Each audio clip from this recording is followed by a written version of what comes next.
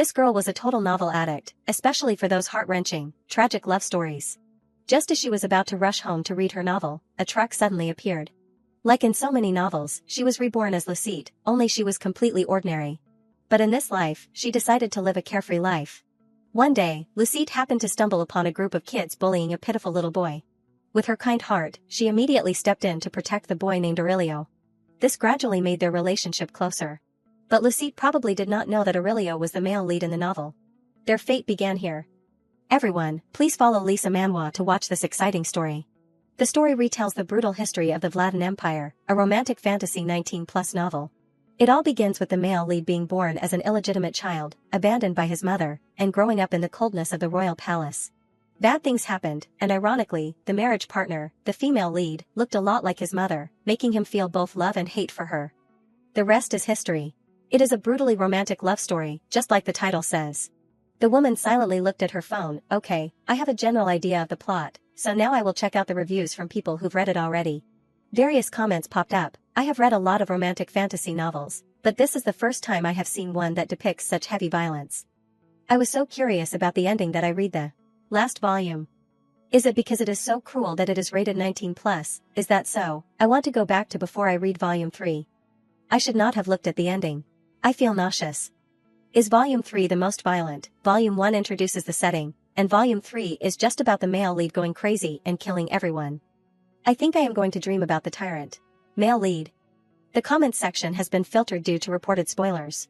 She excitedly tapped her phone. The fact that they say I should not watch it just makes me more curious.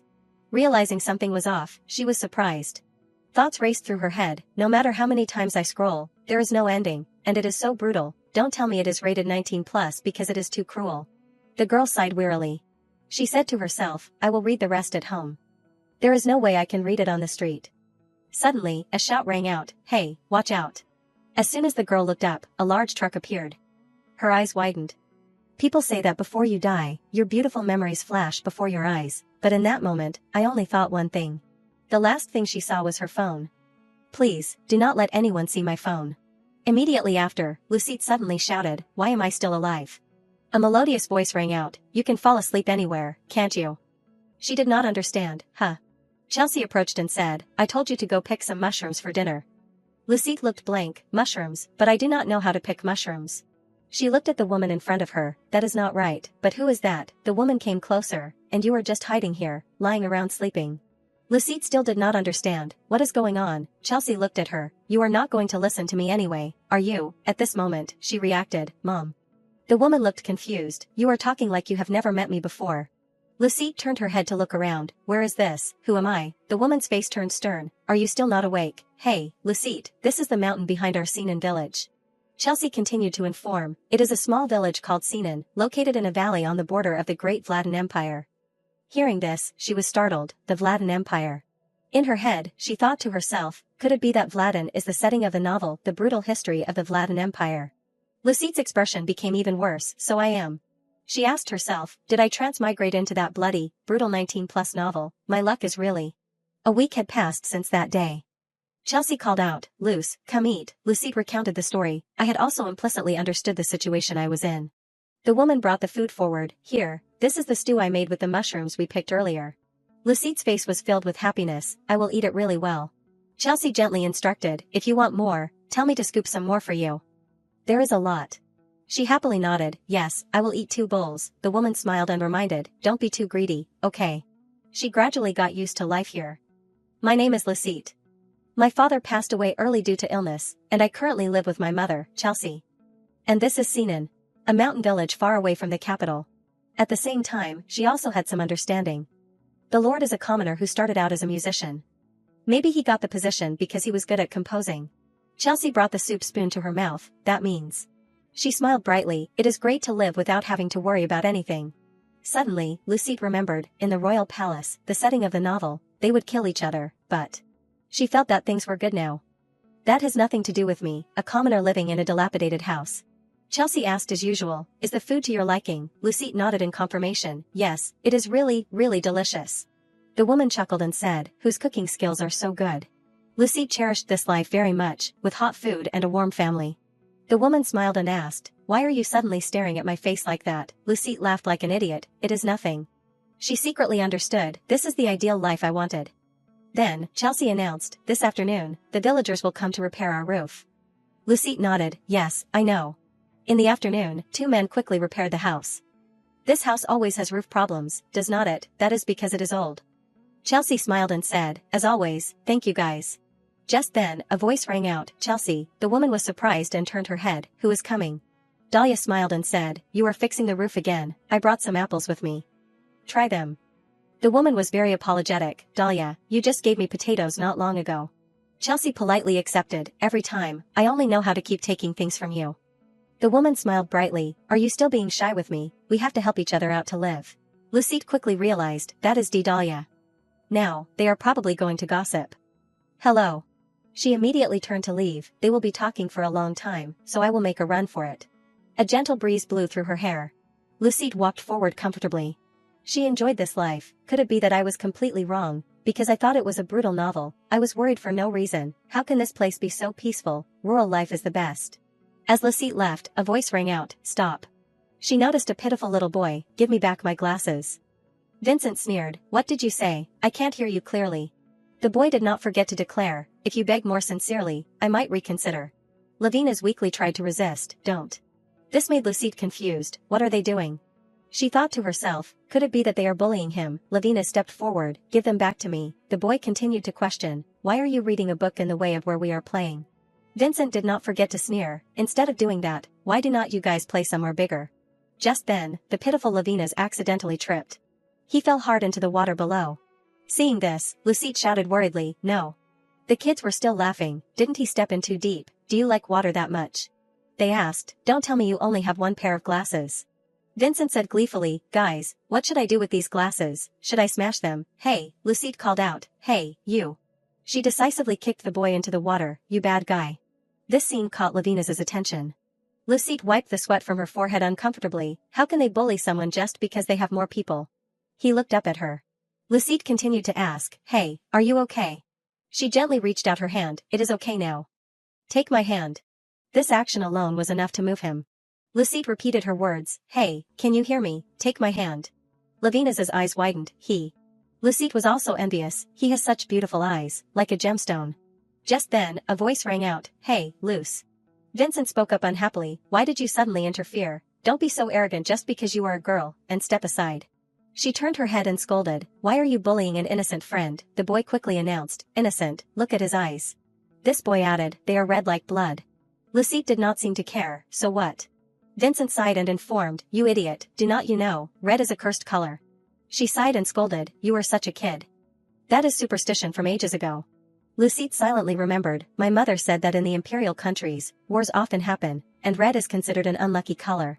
She looked at Lavina standing there, but it is not his fault that he has those eyes. Just then, Lucette asked, "What about my hair then?" He blankly turned his head to look at her, "It is the same red color." Her voice became even more certain, "Could it be that you want to bully me too because my hair is an unlucky red?" Lucette continued to look at the group, "I have to tell my mother. The hair color that I inherited from my deceased father is unlucky." Vincent was still trying to explain. "No, hey, it is not like that." She grabbed a lock of her hair, "It is not what?"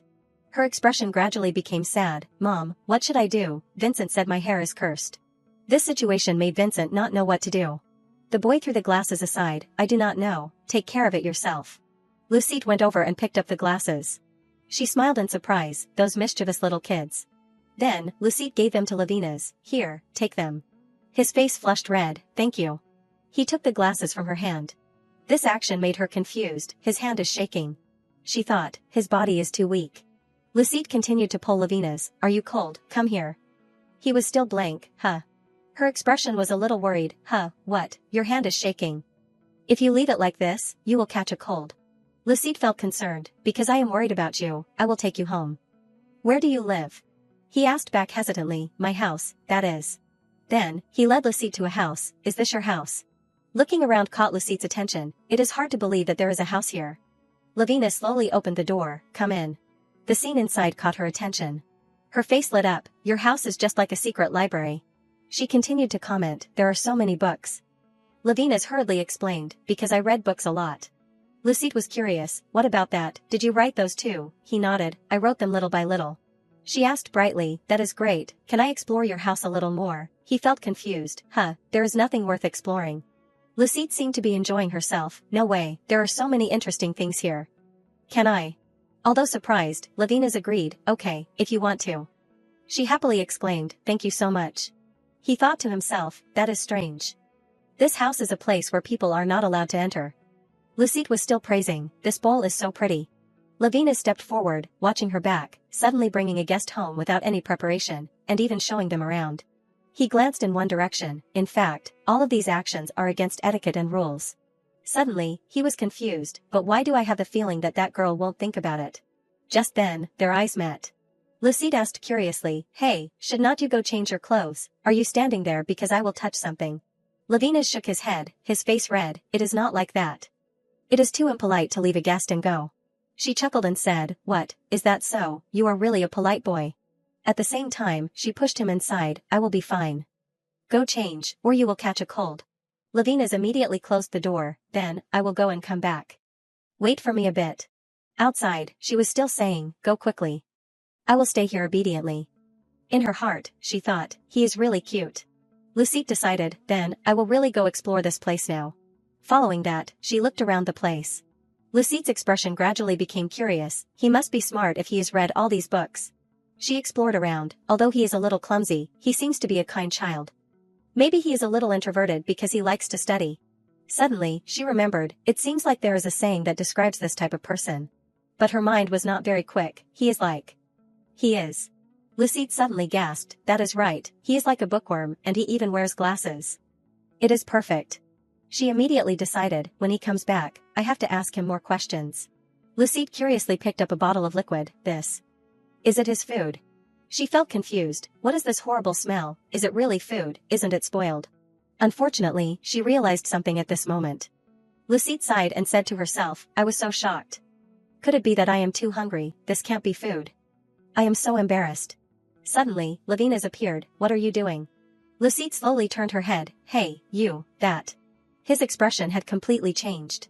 She also became scared, is he angry because I touched the things in his house without permission? He was still about to say something, hey, you. Lucette desperately closed her eyes, I am sorry. I promised to be obedient, but. This situation surprised Levinas, sorry for what? He brought the cookies forward, I brought some more cookies for us to eat together. Only then did she notice, cookies, oh my god, this is the first time in my life that I have eaten such delicious cookies.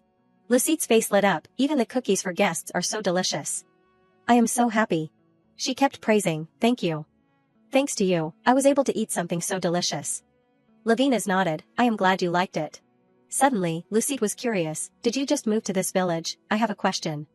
When did you move here? He informed, 4 days ago. Lucette realized in surprise, as expected. No wonder this is the first time I have met you. Levinas smiled and said, please help me out in the future. Lucette seemed to realize something, but it is really strange. This place was still an empty lot a few days ago. Are they building houses so fast these days? He was a little flustered, is that so? I have been at home the whole time since I moved here. She did not pay much attention, no wonder I did not know you. Suddenly, Lucette pointed forward, I have another question. Are all the books on the bookshelf yours? Levinas shyly nodded, they are all mine. Lucette laughed and praised, that is awesome, there are a lot of books that look difficult to read. He announced further, over there are philosophy books. She felt surprised, you like philosophy? Then, Levinas said some strange knowledge, initially, I started reading it because I was interested in metaphysical realism, but the difference between the perception of the subject and the object. His face lit up, in other words, if the theory of existence and the theory of value are the study of objects and values, then the theory of cognition is a more fundamental approach to humans. Finally, the concept of symbols is based on the relationship between the subject and the object. However, in terms of methodology, the basic premise has collapsed. And where is the objectification of the entity going? Lucette did not know what to say, this friend. He felt very strange in her, he has the ability to concentrate on his hobbies in a very different way, with extensive knowledge and a very solid personal world. He is definitely a bookworm. Levinas suddenly gasped, I am sorry. I talked too much. Seeing him cough continuously made Lucette worried, are you okay? Why are you coughing so much all of a sudden? You were in the water for too long just now. He immediately opened the bottle of liquid from earlier, it is okay. I will be fine if I drink this. Seeing Lavina's actions caught Lucide's attention. That medicine. It smells too strong. She felt curious. Hey, what kind of medicine is that? He explained, this is the only medicine that my body can drink. Suddenly, Lucide worried, what kind of illness does he have that he has to drink such strong medicine? She sighed and said, I see. In her head, she thought to herself, if I keep asking him what illness he has, will I be too nosy? Lucide's expression became sad. She quickly decided, hey, I will go home for a bit. Lavina's was surprised to hear that, huh?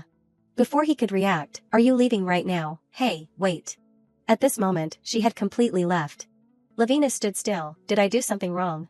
He remembered the actions from earlier. What was it? Was it because I told a story that only I knew? Or was it because I was impolite because I was coughing and drinking medicine during the meal? This surprised him. If not, then could it be? Lavina's felt regretful. Did she notice that this place is very strange? Unconsciously, he remembered the nobles in the royal palace. They smiled and informed, please remember, Your Highness. They also seriously instructed, in that place, no one must know Your Highness's identity. Lavina's could only stand there, all the years, to protect Your Highness, I will brainwash all the people in that village, but if there is an exception. He listened silently, no matter who it is. Remembering something caught Lavina's attention. His eyes were sad, it is so strange.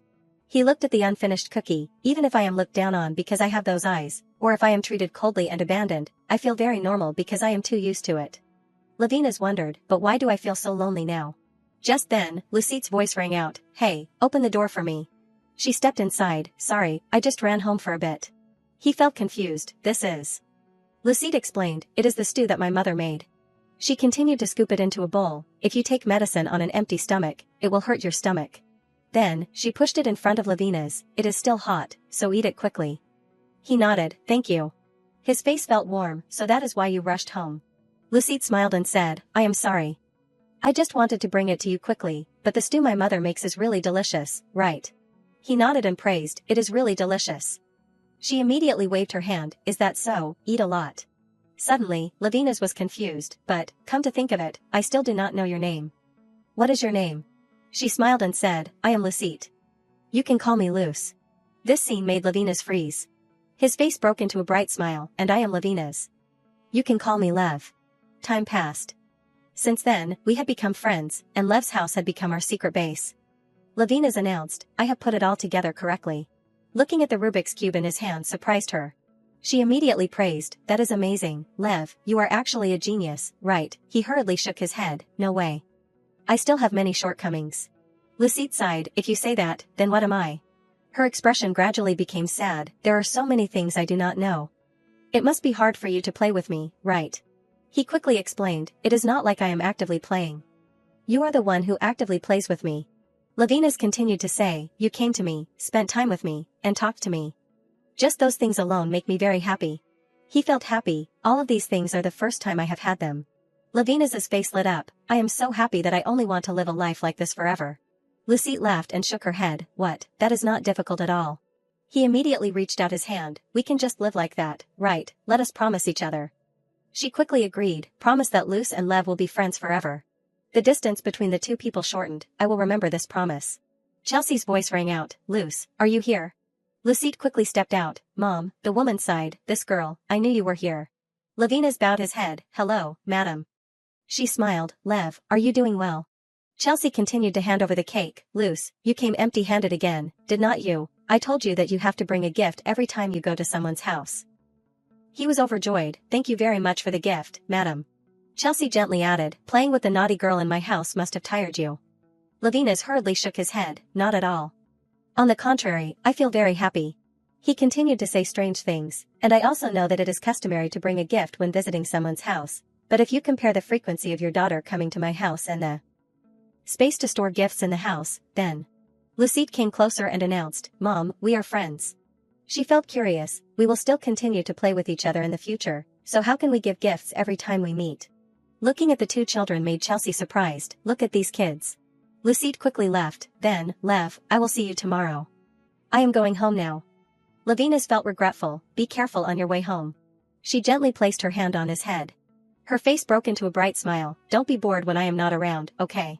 Then, Lavina's watched Lucide leave the place. He felt a little regret. His face turned red, what should I do? The longer we are together, the more I regret having to say goodbye to her. Lavina said sadly, I want to be with her a little longer. At the same time, Chelsea also noticed, Luce, you have been getting closer and closer to that boy lately, have not you? Lucide happily nodded, yes, he is very easygoing. And he knows a lot of things, so we have a lot of fun playing together. The woman felt curious, then will you go with him to the festival this year? This statement caught Lucide's attention. The festival, Chelsea reiterated, you said you wanted to participate in the quiz competition. At this moment, she remembered, the Rodante Festival is a festival where people can participate in various events with their friends. Depending on the event, the participation rules will be different, and the quiz competition is only for young people aged 13 to 17. In her head, she thought, but why does it have to be the quiz competition? Suddenly, Lucide noticed something. She asked herself, could it be that it is because the prize for the winner is a tour of the capital? That must be it. If you keep living in a mountainous village like this, it is natural to be curious about the capital. Her expression gradually became dull, but I am not interested in that. Lucide silently thought, what if I am just having fun and suddenly get caught up in an unfortunate adversity that happens in the novel? Then I will be the pitiful person, mistaken for someone else. Lucide immediately rejected, somehow, I have finally found peace like this. I do not want to take risks. The number below the advertisement caught Lucide's attention. Wait, is the second prize money, up to 2.5 million gold? She smiled brightly, that is a lot of money, enough for me and my mother to live without having to worry about food and clothing for a while. Lucide continued to calculate. If I participate with Lev, maybe we can rank second. She imagined the scene, it is a pity for Luce's team. Your final score is second place. Levinas felt confused. Luce, why did not you write the answer to the last question? Lucide smiled and explained, that is because my goal from the beginning was just this prize. She quickly declared, we will become rich with this money, Lev. Thinking of this made Lucide excited, I have to bribe him with my mother's stew. Only then will he be unable to refuse me. The light emanating from inside the house caught her attention. Lucide's expression was curious, why is there light in Lev's house? At the same time, Levinas had a wound on his hand. Radom reminded, please do not be too alarmed by such a small wound, your highness. This man was Radnam, a royal magician. He continued to declare, everything that your highness is planning in your head will be reflected in this jewel, so please do not have such pointless rebellious thoughts anymore. His expression was calm, all your highness needs to do now is live quietly as if you were already dead in this place. Radom reached out towards Levinas, I hope my advice will be helpful to you. I will heal your wound. He realized something, as long as I do that, it is okay, right? The man nodded in confirmation, yes, I will see you again. Lucide's voice rang out, Lev, are you home? Reflexively, he immediately turned his head. Radom felt curious, you already have a friend so soon, Levinas coldly reminded, it is none of your business. Get out. The man stepped forward, I am curious who it is, that someone as picky as your highness would allow them to stay by your side. Suddenly, he was stopping the man. His expression completely changed, don't make me say the same thing over and over again. Get out. The man felt a little regretful, yes, your highness, if that is your command, I will do it. At the same time, Radom disappeared from the place, but please remember, His Majesty the Emperor is not so generous. Making a small village like this disappear forever is not a big deal. Seeing him leave, Levinas glanced behind him. He stepped forward and called out, hey, Luce. She turned her head to look at him, Lev. Levinas's expression became sad, I am sorry, have you been waiting for me for a while? He silently thought, she looks unhappy. Is it because she's been waiting for me for too long? Levinas approached and called out, hey, Luce. Lucide suddenly became silent, Lev, you're. He realized that something was wrong, if that is not it, then could it be that she heard the conversation between me and Radnam? Lucide approached worriedly, what is wrong with your sleeve, where are you hurt? She sighed and added, that is strange. You must have bumped into something dirty, so your sleeve is dirty, right? Lucide felt relieved, it seems like she did not hear the conversation. He smiled and asked, you thought I was hurt, so you were worried about me. She nodded in confirmation, of course I am worried about you. I thought your sleeve was covered in blood. What did you do to get your sleeve dirty? Levinas explained, it is nothing. I am sorry for making you worry.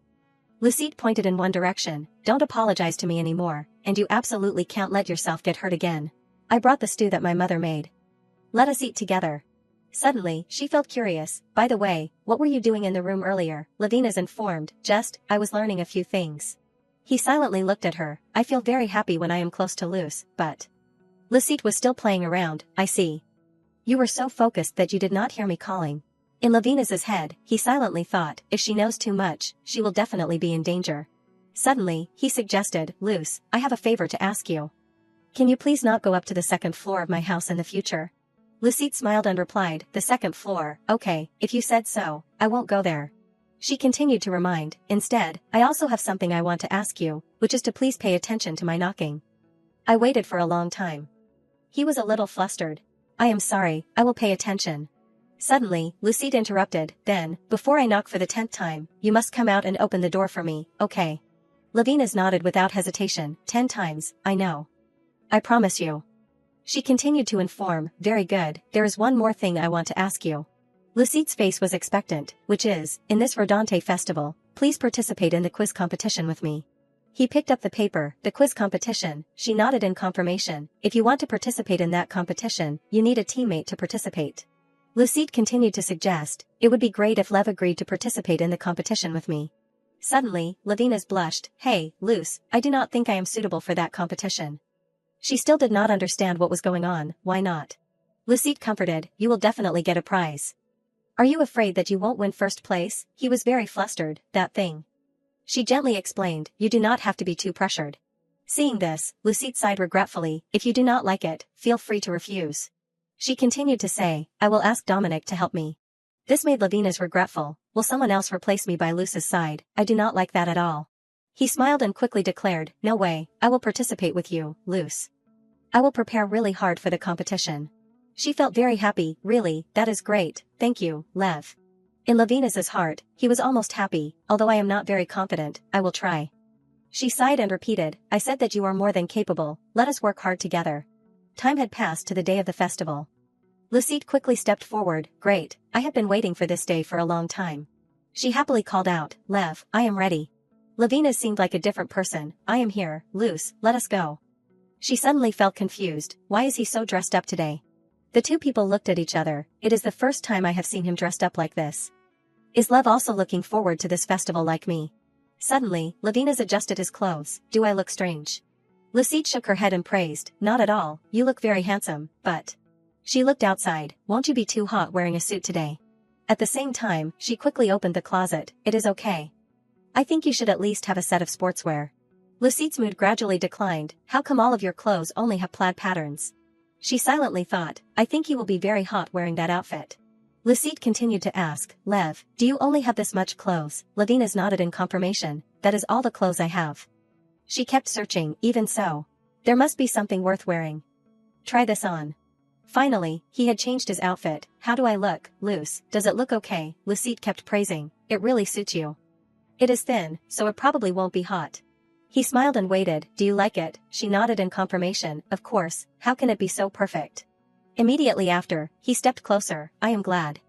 I also want to wear the clothes that Luce likes. These words made Lucette stunned, what is he saying? If someone hears that, they will misunderstand.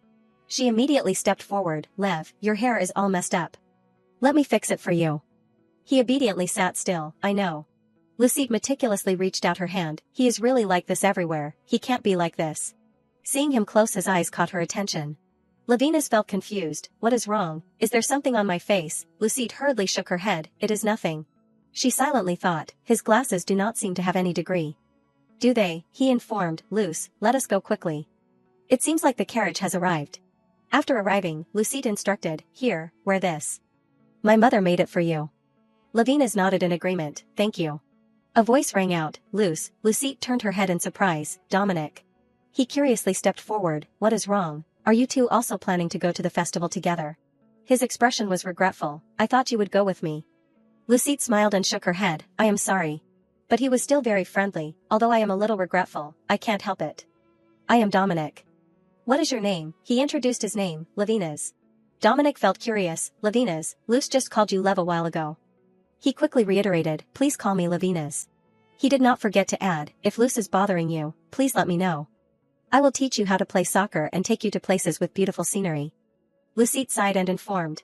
What, I have never bothered him. Suddenly, Lavina's declared, no. The atmosphere here was a little tense, that is not true. Dominic immediately turned around and walked away, okay, just do whatever you guys want. You guys are so annoying. Lucette called out from behind, Dominic. Seeing this, Lavina's reminded, Luce, let us get on the carriage now. Both of them immediately got on the carriage. Lucette still felt very curious, why is Lev so cold to Dominic? He does not even allow him to call him by his nickname. She glanced at him. Is he still shy around strangers? Lavina's gently asked. Luce, do you want a cookie? She happily nodded. Okay. He did not forget to explain. I remember you ate it very happily before, so I prepared it for you. Lucette was overjoyed. Really, that is so touching. Both of them enjoyed the cookies. That is right, Lev also needs time to adapt. The carriage continued to roll on. Lucette comfortably looked outside. But after only a few minutes, she felt sleepy. Seeing this, Lavina's reminded, Luce, if you feel tired, sleep for a while. She slowly closed her eyes. Is that okay? Then, she gently leaned on his shoulder, just a little bit.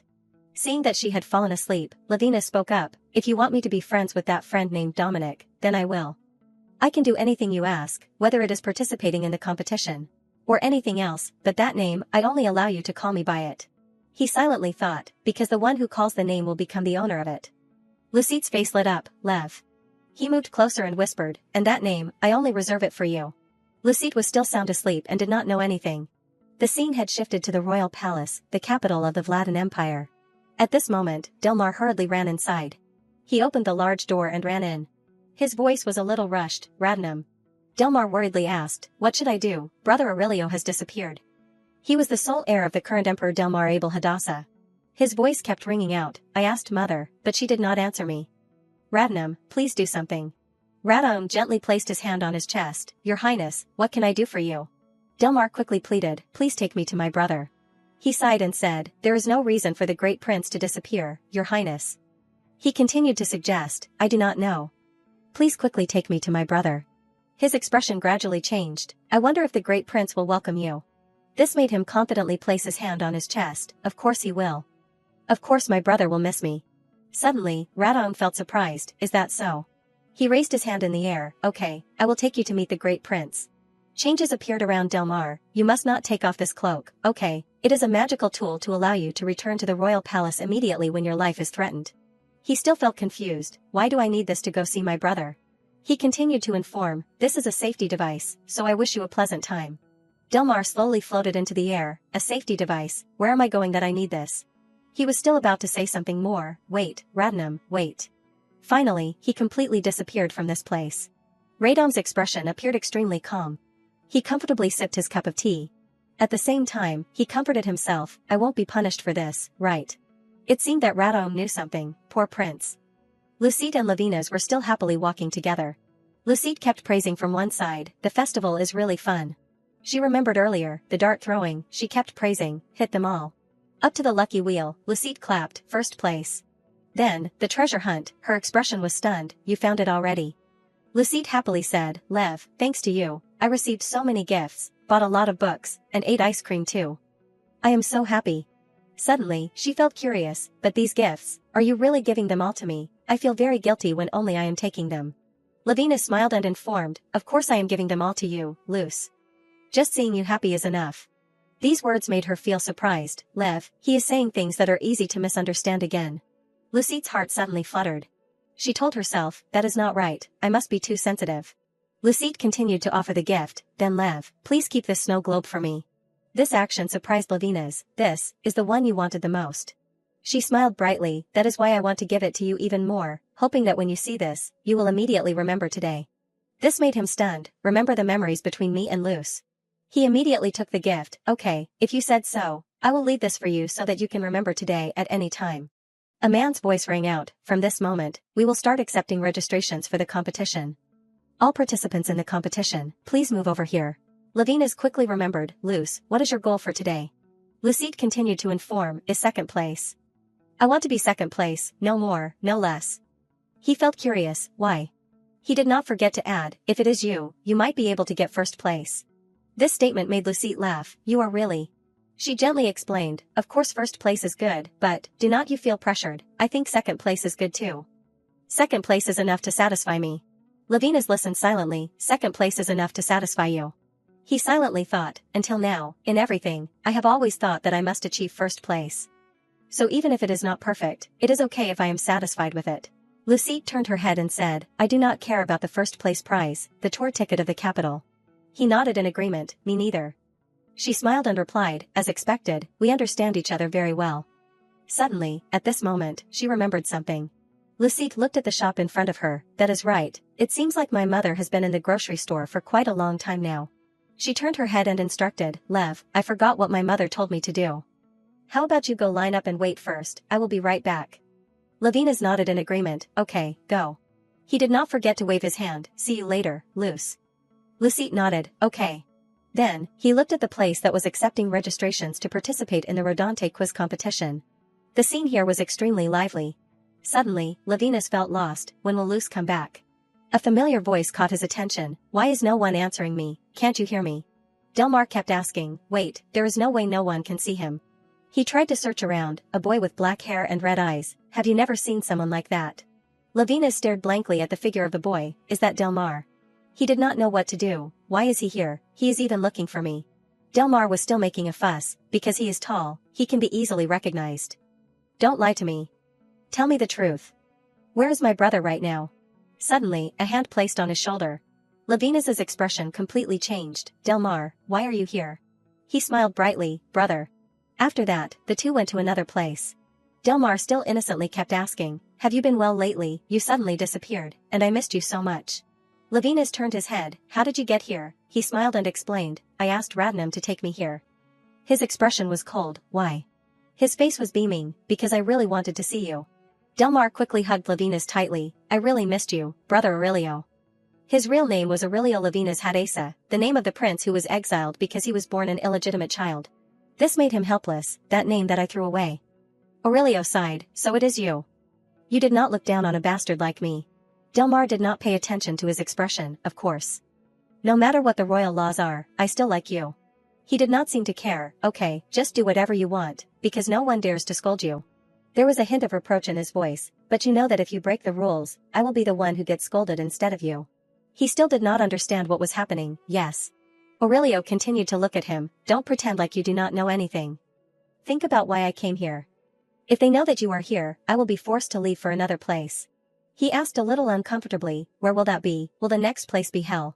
This action made Delmar very flustered. He immediately stepped back and informed, I am not complaining about you. Aurelio suddenly remembered a memory. I was pushed here, but I like this place more than I thought. No, on the contrary, it is much better than the royal palace. He kept pleading, I do not understand what you are saying at all, brother, come back to the royal palace with me. I will beg father. He did not seem to care much. Unbelievable, it seems like you want me to be punished. Aurelio coldly reiterated, go back, Delmar. He hurriedly called out, brother, But Delmar still did not give up, I understand. It is because I came too suddenly today, right, next time, I will visit you more formally. He continued to inform, anyway, you will quickly feel lonely when you are in a strange place. Lucette tried to calm herself, it seems like you are intentionally not understanding what I am saying. But his expression had completely turned angry, don't come here. I do not want to see you again. There won't be a next time. I am warning you. A series of these actions made him freeze, brother. A voice rang out, Lev. Lucette appeared at this place. She smiled, so you are here. I have been looking for you. At the same time, Lucette reminded, what are you doing here? The competition is about to start. Aurelio turned his head, Luce. He hurriedly explained, there was a lost child, so I was looking for directions for him. Then, Aurelio left this place, go quickly, hurry up. Delmar stammered and nodded, thank you. I will go right now. Lucette waved goodbye, be careful, kid. Aurelio spoke up, I am sorry, because I left without permission. She smiled and explained, it is okay. I have already registered for the competition. He appeared surprised, is that so? Delmar said to himself, he is changed. He silently thought, but why is the cloak activating at this time? Radnam said that this cloak would activate when I am in danger. This made him confused, could it be that he is wary of me? Delmar turned his head to look behind him, what is it really because of? After that, Aurelio regretted, I am sorry, Luce. It is because of me, the competition has already started. Lucette gently comforted, it is okay. It is because you helped the lost child. We can use our strength to salvage the situation. She quickly pointed in another direction, it is just in time. Let us go quickly, Lev. His actions caught her attention, Lev, where are you going? Lucette continued to call out, that is the location for the Miss and Mr. Rodante competition. Aurelio turned his head in surprise. She sighed, anyway, we are. This is the location for the quiz competition. But Aurelio went to the location for the Miss and Mr. Rodante competition. Lucette chuckled, it seems like there is some misunderstanding here. Her face lit up, no wonder, I was quite surprised at that time. She silently remembered, he would not dress like that just to go to the festival, would he? Well, that is why I thought I should dress as nicely as possible. Thinking of this made Lucette sigh. Turns out, there are times when he is really cute. She turned her head and said, anyway, it is a good thing we realized the misunderstanding in time, right? Aurelio nodded, that is right, let us go quickly. Seeing the voices from inside caught Lucette's attention. It is already started, the woman asked. Are you two participants in the quiz competition? She hurriedly nodded, yes, we are sorry for being late. Can we still participate in the competition now? Her expression gradually became thoughtful. It should not be allowed, but since there are not many people participating in the competition, so.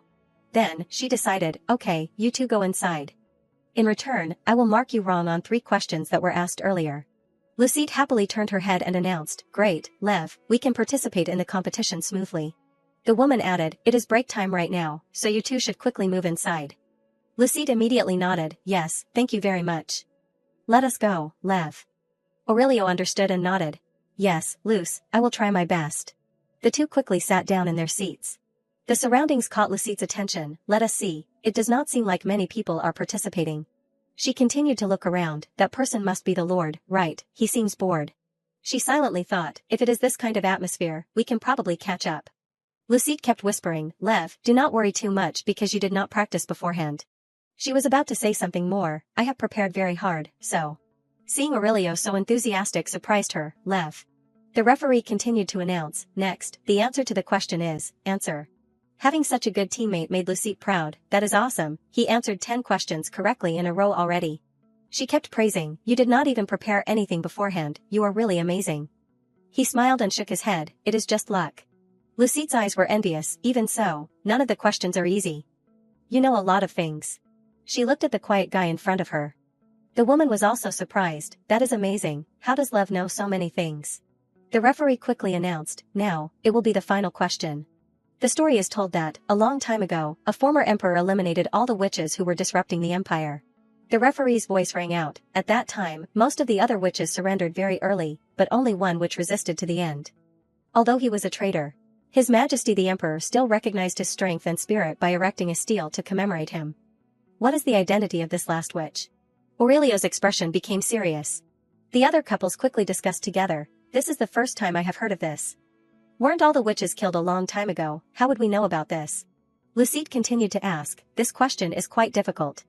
Do you know the answer to this? Aurelio nodded, yes, I know. He turned his head and said, but if we answer this question correctly, we will get first place, so let us not answer it.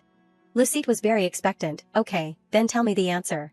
He was about to speak, okay, I will only tell you. The answer is. Now, we will announce the answer. The referee announced, the answer is. His voice was a little cold, Radnum. At the same time, the referee announced, Radnum, the name of the last witch of the Vladan Empire is Radnum. This surprised Johann, as expected, this seems like a difficult question for children. Rodante was about to say something more, wait. The referee announced, the Rodante quiz competition will stop here. He turned his head to look at the two people, those two kids have not answered the question yet.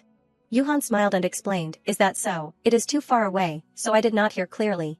It seemed that he had guessed something, those two kids have almost answered all the questions correctly from before, right? Rodante quickly instructed, Johann, please try to investigate those two children for me. His expression became serious, who knows, that information may be helpful to us. Looking at the money bag in front of her made Lucette happy, they really are gold coins. She kept jumping around, thank you, Lev. It is all thanks to you. Aurelio smiled, congratulations, Luce. What will you do with this prize money? She quickly gave her opinion, first of all, how about I buy my mother a new set of clothes, she always repairs her old clothes and wears them and says that she is fine.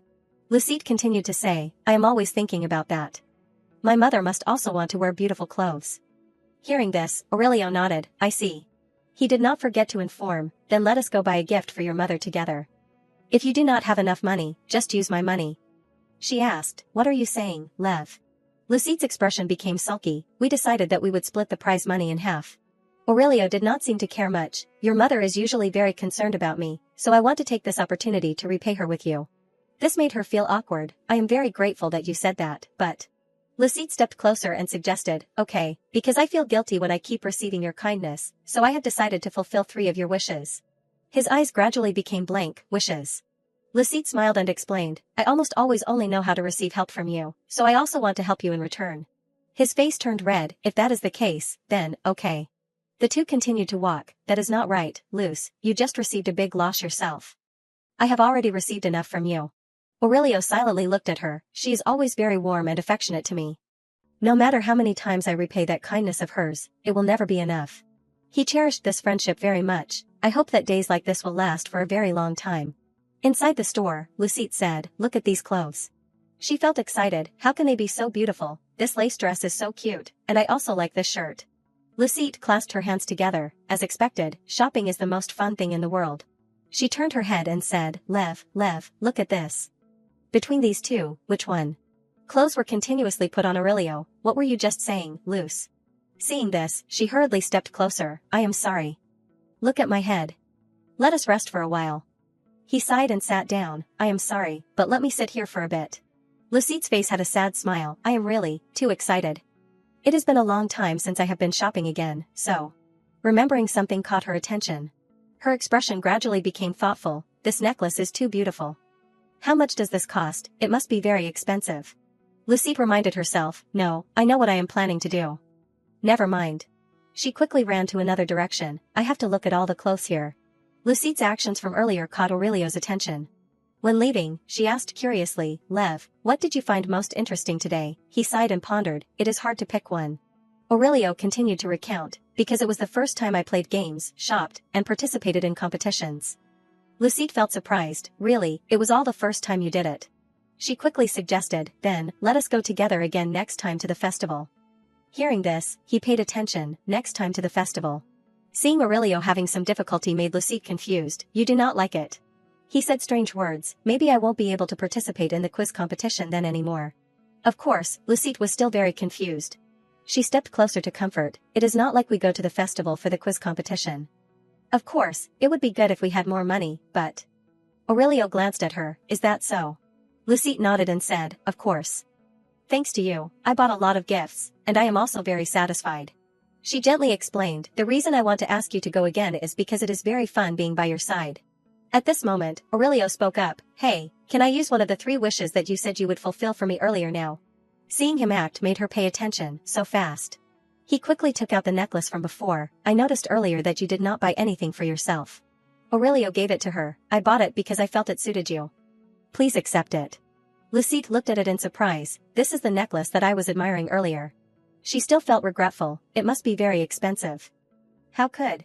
Aurelio gently explained, I really want to give it to you. He continued to ask, can I put it on you directly? This warm action surprised her, so he's always been paying attention to me. Lucite silently thought, when did he realize that? She felt very happy, realizing that I did not buy anything for myself. If he did not pay attention, he definitely would not know. Aurelio continued to praise, it is on now, it really suits you, Luce. She asked herself, how can he be so considerate? He gently said, thank you for accepting my gift. Lucite suddenly became silent, you. But her mood was very excited, think of the next wish quickly. Only then will you continue to fulfill my wish, right? He looked up at her, the next wish. Aurelio's expression was innocent. What if I asked you to pat my head? Lucite hurriedly shook her head, it is not like that. She stepped closer and patted his head, I can do this for you as many times as you want. Think of something more like a wish, got it? He was like a small puppy, okay, I will. Lucite silently thought, I really can't beat Lev. Aurelio suddenly spoke up, thank you, Luce. She sighed and informed, I am the one who should be thanking you. Then, Lucite quickly returned home, I am home. Is no one home? She felt regretful, Mother has not returned yet, I want to show Mother the gift. In her head, she silently thought, but that last question, it seems like I have seen it somewhere before. Radnam, I have heard about this person before. A call from outside caught Lucite's attention, Miss Lucite. She immediately turned her head, who is it? A strange voice rang out, you received a prize in the Rodante quiz competition, right? She listened silently, I should have asked for your signature before giving you the prize, but I forgot. Each word was a little strange, please open the door for me. Lucite quickly stepped outside, what is it? Why are you coming here at this hour? I hope there won't be any trouble. Realizing something was wrong caught her attention, wait. Lucite's expression gradually changed. She immediately said, I am sorry, sir, but I am feeling very tired right now. Would you mind coming back tomorrow? The person outside quickly left, I see. I will come back today then. Lucette breathed a sigh of relief. He really left. He seems like a strange person. Finally, this man had left this place. Suddenly, Radaung turned his head. He gave a strange smile. That is quick-witted. It might be very interesting to face her directly. After that, Chelsea knew the story and was very angry. Impossible, something like that happened. Who dares to target my daughter? She quickly spoke up. We have to catch him and scold him properly. Lucette shook her head. I am not hurt, so it is okay, Mom. She was very expectant. Instead, please open the gift first. Lev and I chose it very carefully. The woman quickly examined the clothes. They are too beautiful. That is really commendable. Realizing something caught Chelsea by surprise. She continued to call out, but Luce, what about that necklace? Lucette smiled and informed, this, Lev gave it to me. Her expression was stunned. Is that so? She felt confused. What is wrong, Mom? Chelsea silently thought, just looking at it, you can tell it is expensive. Could it be that because the necklace was too valuable, that person came looking and then left? She glanced in one direction. It is nothing. At the same time, she instructed, anyway, remember to lock the door carefully in the future. Starting tomorrow, I will probably be quite busy. Lucette was surprised. Busy, Chelsea nodded, yes, that is right. Time passed, my mother, she opened a grocery store, and as time passed, our everyday lives gradually changed as well. A customer asked, hey, can you help me find this item? Hearing this, Lucette nodded in agreement, yes, please wait a moment. I will find it for you right away. She wiped away her sweat, I have been busy all day today. She saw Chelsea was still happy, see you again, thank you. This made Lucette startled, even so, I still feel so lucky to see my mother happy. She silently contemplated, after opening the store, it seems like she has gained more vitality. Very quickly, the store was closed, okay, everyone has worked hard today. Close. Dominic felt confused, why do you look so exhausted? Lucette sighed, you do not know how busy the store is. She immediately laid down on the table, first of all, my mother's and Aunt Dahlia's grocery store is doing very well. He kept saying, I honestly want to help you, but I am quite busy these days. Lucette felt surprised, is it because you are busy at the blacksmith shop? She continued to look at him. Secondly, Dominic has started going to the blacksmith shop to learn skills. That is right. He quickly took out an item, this is what I made myself. Do you want to see it? Lucette was curious, where, let me see. She stared blankly at this item. Immediately after, she laughed loudly, what is this? Dominic reminded, don't make fun of me. I worked on it all day. His face gradually turned angry, it is only because I just started learning, that is why it is like this. I will make something better for you to see in the future. Lucette silently looked at Dominic, I will fix this place a bit. She silently thought, both my mother and Dominic are engrossed in their work. I am so envious of them. At this moment, Chelsea announced, kids, let us close up and go home now. Lucette remembered, at first, I only thought about having fun and eating. She took off her apron, but when I see other people working hard, I hesitate. Then, she carefully put it away, therefore, thirdly is, okay. Lucette's expression became determined, I will try to find out what I really want to do. I also want to have a clear goal. Then, Aurelio worried, you must have had a hard time on the way here. He handed a glass of water to Lucette, it is very cold, right, here, drink a cup of hot cocoa to warm up. She nodded and took it, thank you, Lev. I will drink it very well. The wound on his hand caught her attention, he is hurt, and I did not know. Aurelio suddenly called out, hey, Luce. He was very expectant, have you read the math summary that I gave you? Lucette glanced in another direction, I have read it. In her heart, she thought, after that day, I told Lev about my worries. Aurelio quickly suggested, then, how about we study together? He placed the documents on the table, all learning starts with theory. His face gradually became interested, so let us start with math, the foundation of all subjects. Lucette did not know what to say, I do not think math will suit me. She immediately refused, wait, let us not study math today. Let us study something else. Aurelio was a little disappointed, something else, like what? Lucette's face lit up, like. She immediately suggested, physical education. Seeing this, Aurelio was surprised, Luce, your expression is completely different than when you were studying math. Lucette smiled and said, I am sorry. I am actually not very interested in math. He gently lay down in the snow, will you become a snowball throwing expert like this? She felt happy, that is not bad, right, what is not bad about that, what is there to like about that? Suddenly, Aurelio turned his head to look at her, what I mean is, whatever you do, it will be good, so I hope that you will do something that you enjoy. I think the same as you. Lucette continued to say, by the way, Lev, if you want to try doing something, please tell me anytime. You still have some wishes left, remember. He became hesitant, then there is something. She quickly suggested, okay, please tell me. Aurelio looked at her, tonight, can I invite you to dinner? The scene shifted to the kitchen. Lucite curiously looked inside. Her expression was a little confused. He suddenly has a hobby that I did not expect, which is cooking. She silently watched Aurelio's back. Does he originally like to cook, or is he just trying something new? Suddenly, Lucite noticed the cookbooks on the table. She felt confused. These books, all of them are cookbooks. Could it be? Aurelio called out, Luce. Lucite quickly turned her head. Yes, were you calling me? The scene in front of her made her freeze. He gently stepped forward. Happy birthday to you. Lucite realized at this moment, could it be that he prepared these because today is my birthday? He nodded in confirmation. Yes, you told me before. She was very surprised. I was just saying it casually. Aurelio explained, because today is your special day, I wanted to make all the dishes that you like. She was moved and quickly hugged him. Lev. Lucite's face was beaming. Thank you. This is the first time I have felt so happy. Aurelio nodded and said, actually, you have seemed to be worried a lot lately. Thoughts appeared in Lucite's head. I am very glad that they can comfort you, Lev. How can you be so gentle? Wait for me, I will definitely find a way to repay you. Seeing Lucite fast asleep, Aurelio silently thought, I am so glad. It seems like Luce has regained her spirits. I was very worried because I prepared it in a rush. He immediately decided, next time, I will definitely prepare more carefully for you. Realizing something was wrong made Aurelio surprised. He felt confused. Who could it be? Today is not the day that Radnam comes. Could it be Delmar? I warned him already. At this moment, a familiar figure appeared. You are awake, Aurelio. Aurelio's expression gradually changed. Why did you suddenly come here? He was very stunned. Your Majesty the Queen. Diana coldly said, long time no see, you have grown up a lot, Aurelio. Aurelio was a little hesitant. Do you think so? She continued to ask, yes, do you feel any inconvenience living here, or do you need anything else? He immediately bowed his head. Thanks to the royal family's concern, I am living very comfortably. His expression was worried. Why did she suddenly come to find me? Aurelio remembered, I thought I would never meet her again.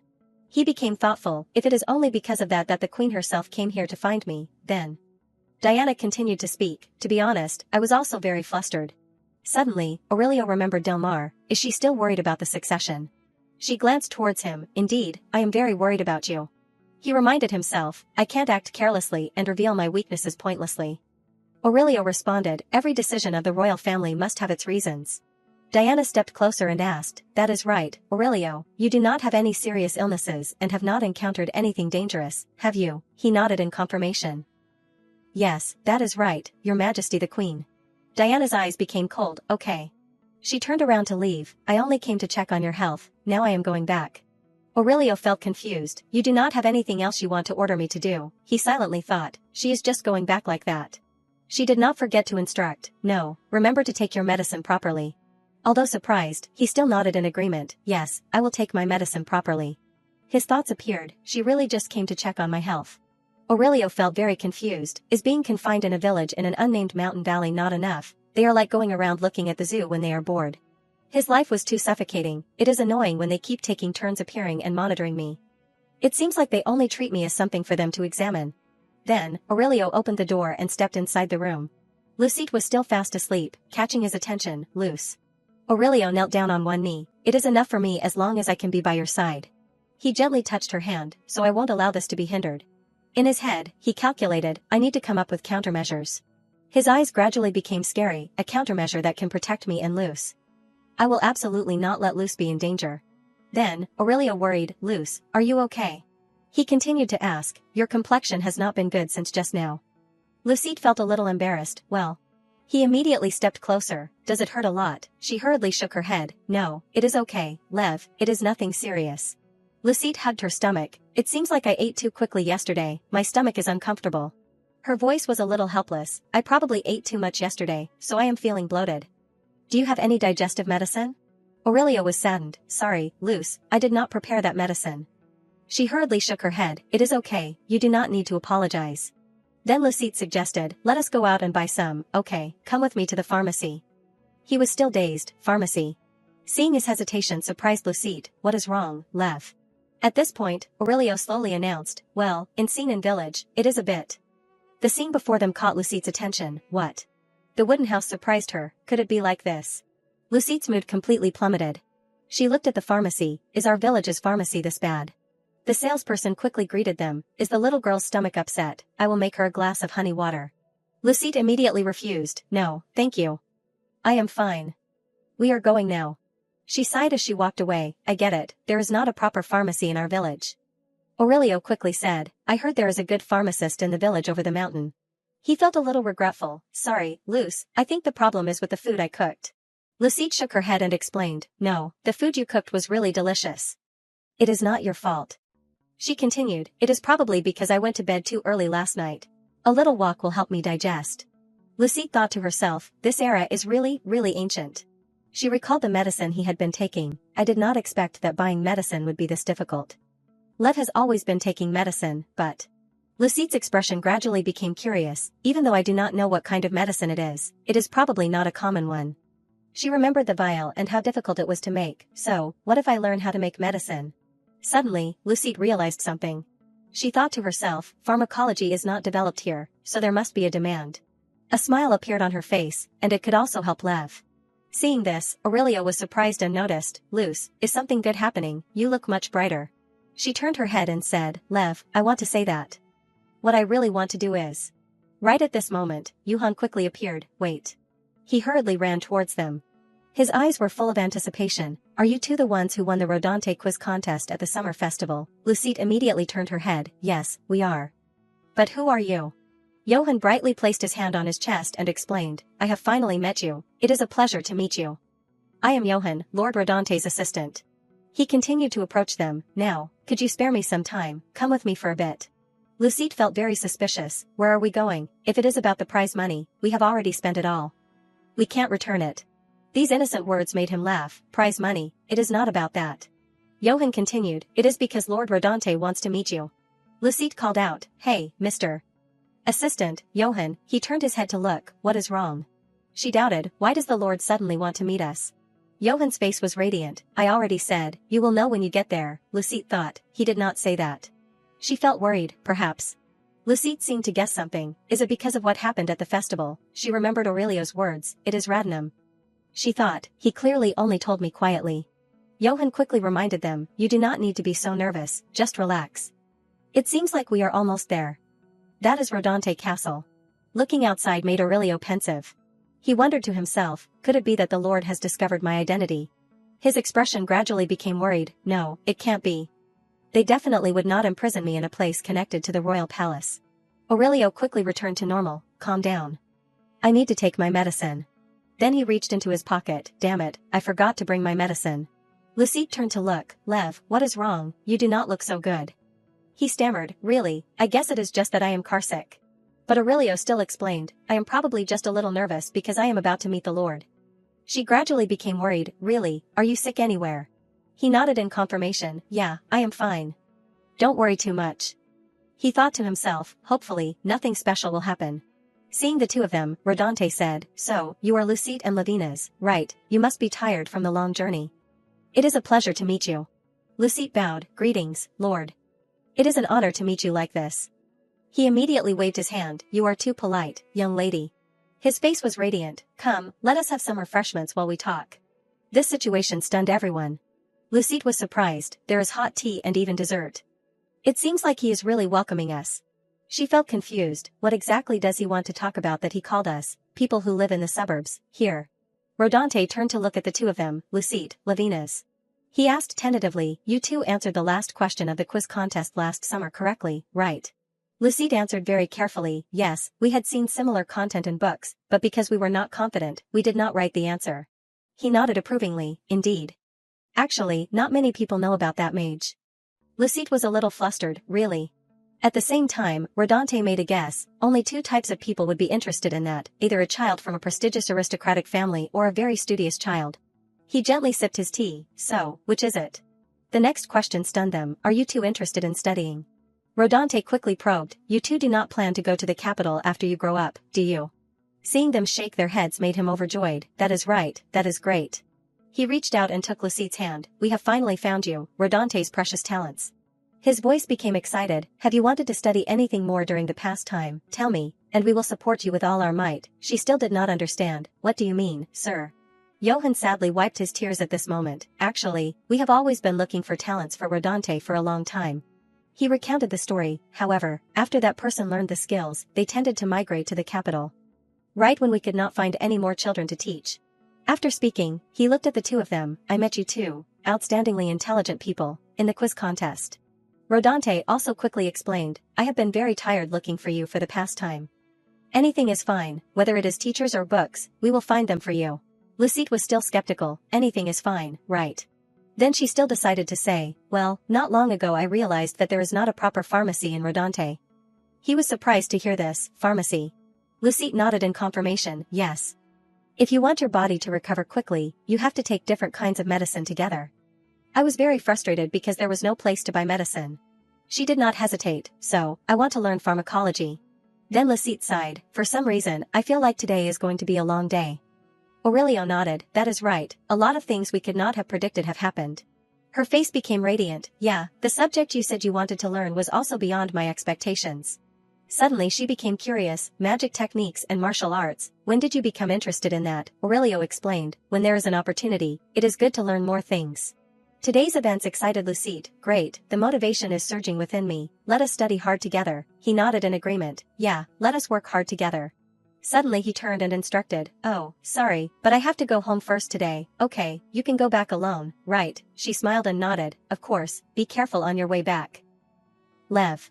See you later. Seeing Aurelio ask someone to leave with him made her worried. She thought to herself, for some reason, he does not seem to have any energy. Lucite hurriedly said, Lev, are you okay? I will take you home. Seeing that he did not react made her worried, the distance is not so far that he can't hear me, is it? Lucite still stood there watching him leave, oh my god, his ears are so red, he is clearly sick somewhere. Then she went to Aurelio's house, Lev, are you in there, open the door for me. She suddenly felt worried, clearly, he promised before that he would open the door for me before I knocked for the 10th time.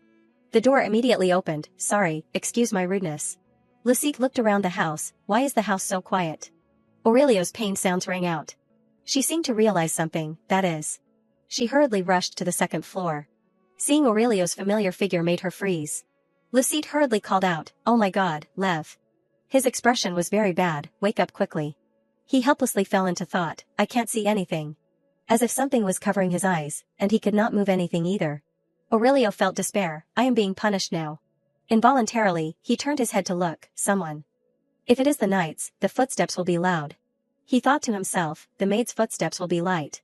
Aurelio tried to calm himself down, Delmar's footsteps are very heavy. The emperor would never come looking for me.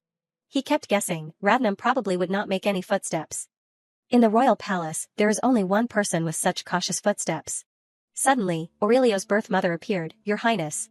She sighed sadly, as long as I stay here, my lowly birth will definitely become a shackle for you. Aurelio hurriedly shook his head, no, that is not true, mother. Her eyes gradually became helpless, I could not become a mother who could protect her son, so how could I bear to cause you more trouble? Although he tried to resist, it was all in vain, what trouble, what are you saying, I do not like this. Aurelio's mother suddenly turned to leave, it is time for me to go. He hurriedly begged, don't leave me alone in this lonely place.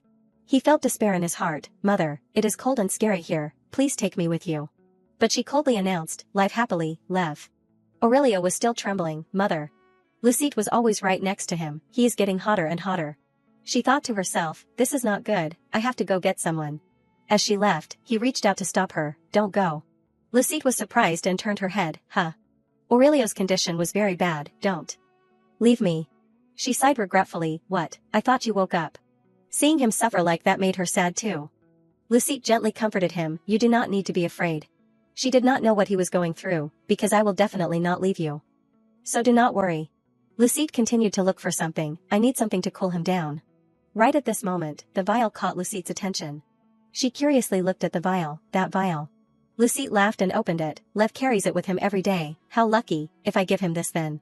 Her heart ached a little, seriously, this medicine is so sticky, if this continues, I won't be able to give him medicine properly.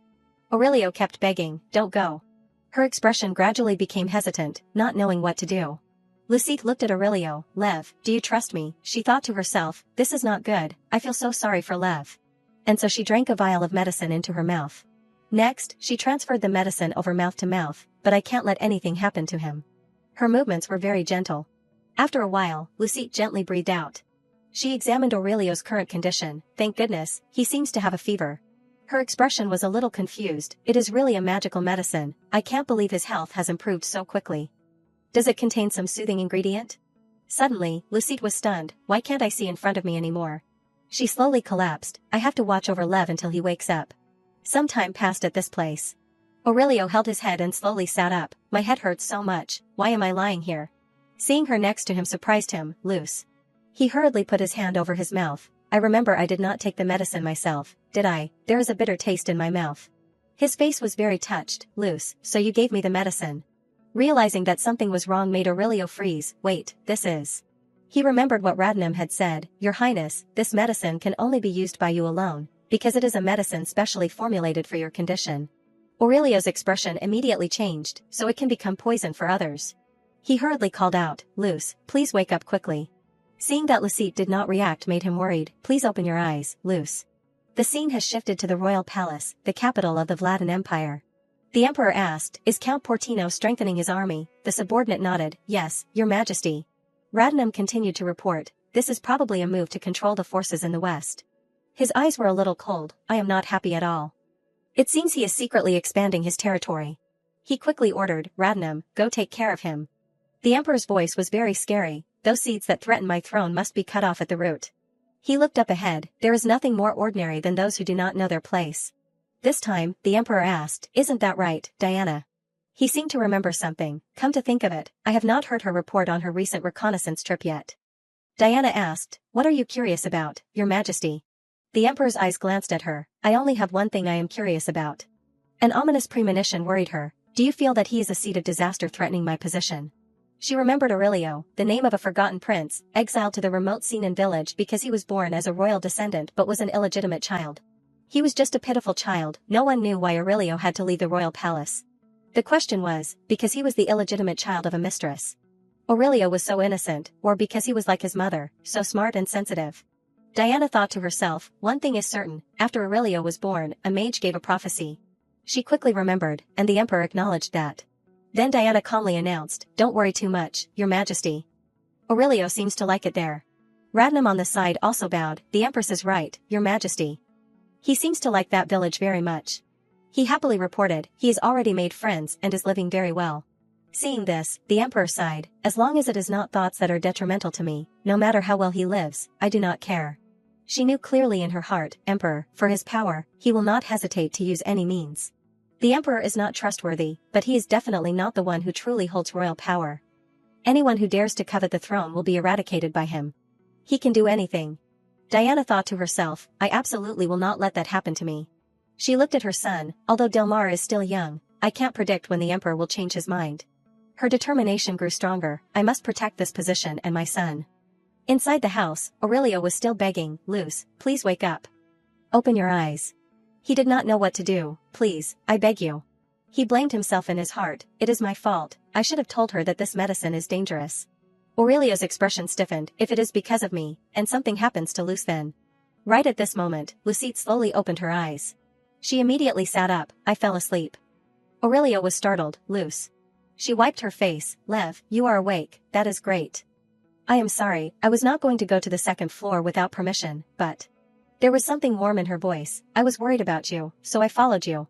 Lucette continued to recount, seeing you unconscious, I gave you medicine. That medicine, it is very difficult to pour out, and it tastes very bitter. Aurelio felt confused, how do you know that? She explained a little embarrassed, actually, I directly gave it to you. I am sorry, the situation was too urgent. He stepped forward and hugged her, I am so glad you are okay.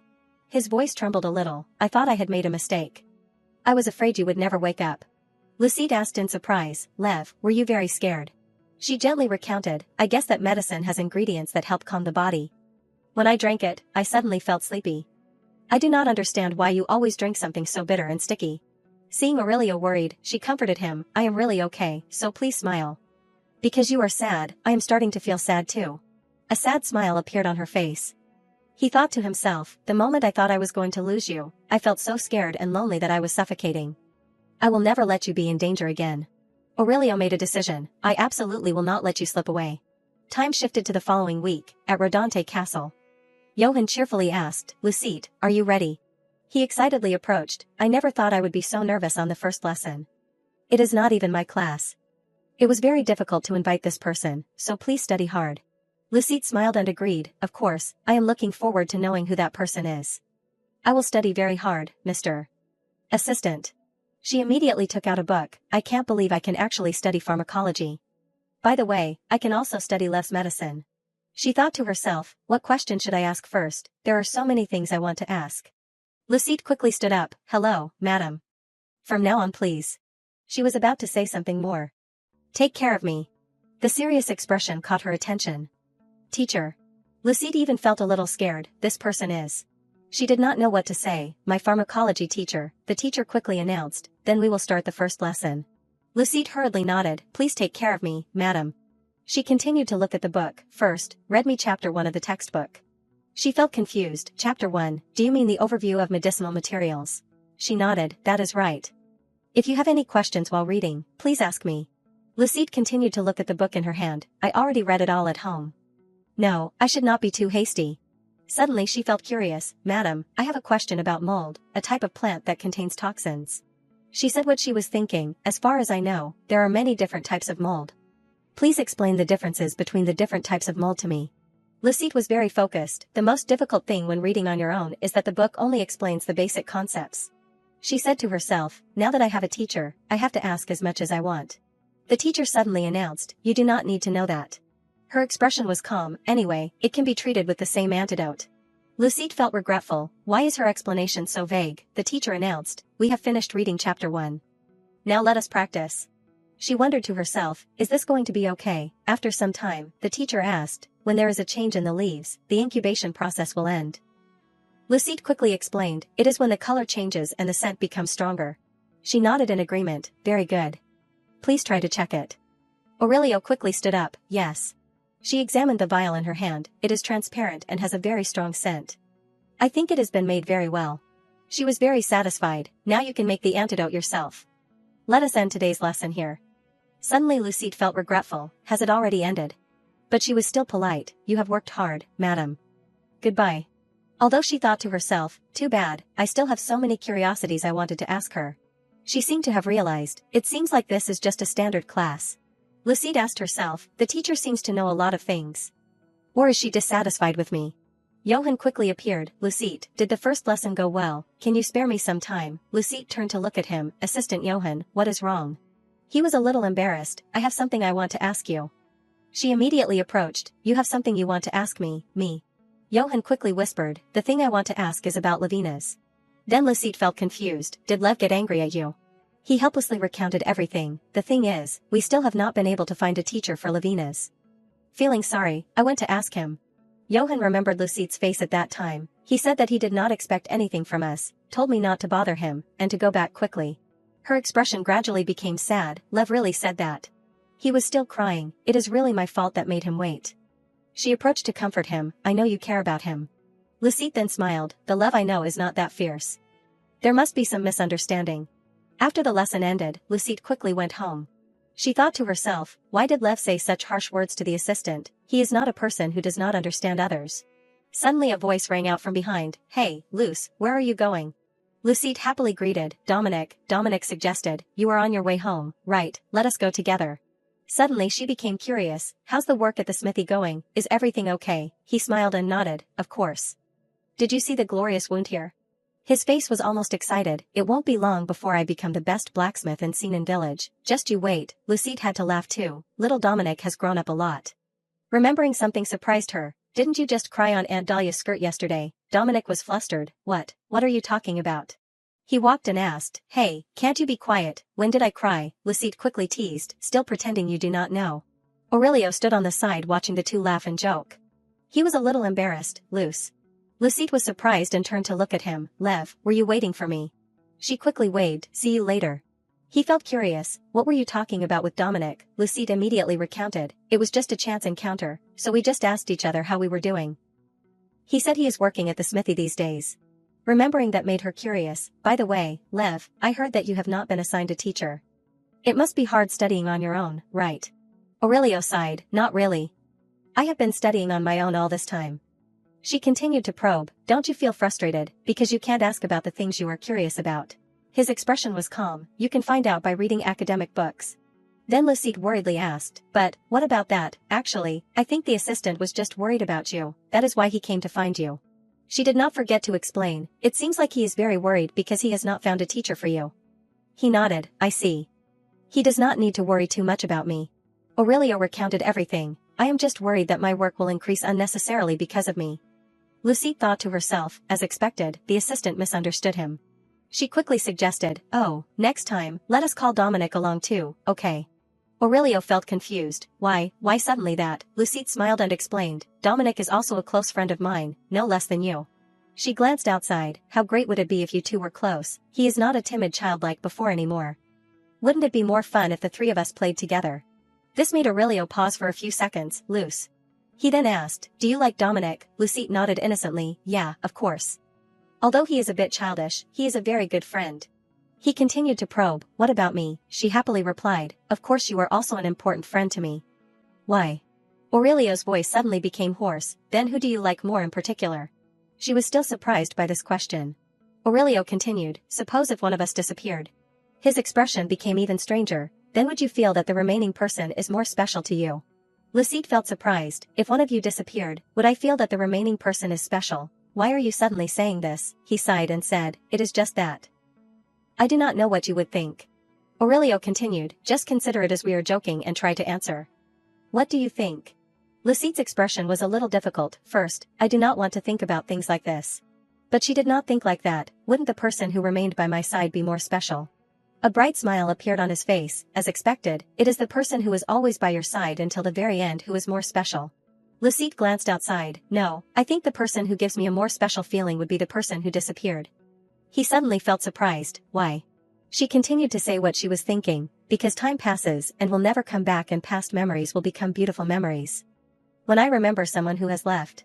There was something strange in her voice, wouldn't we feel more longing for them? Aurelio froze for a few seconds, would feel more longing.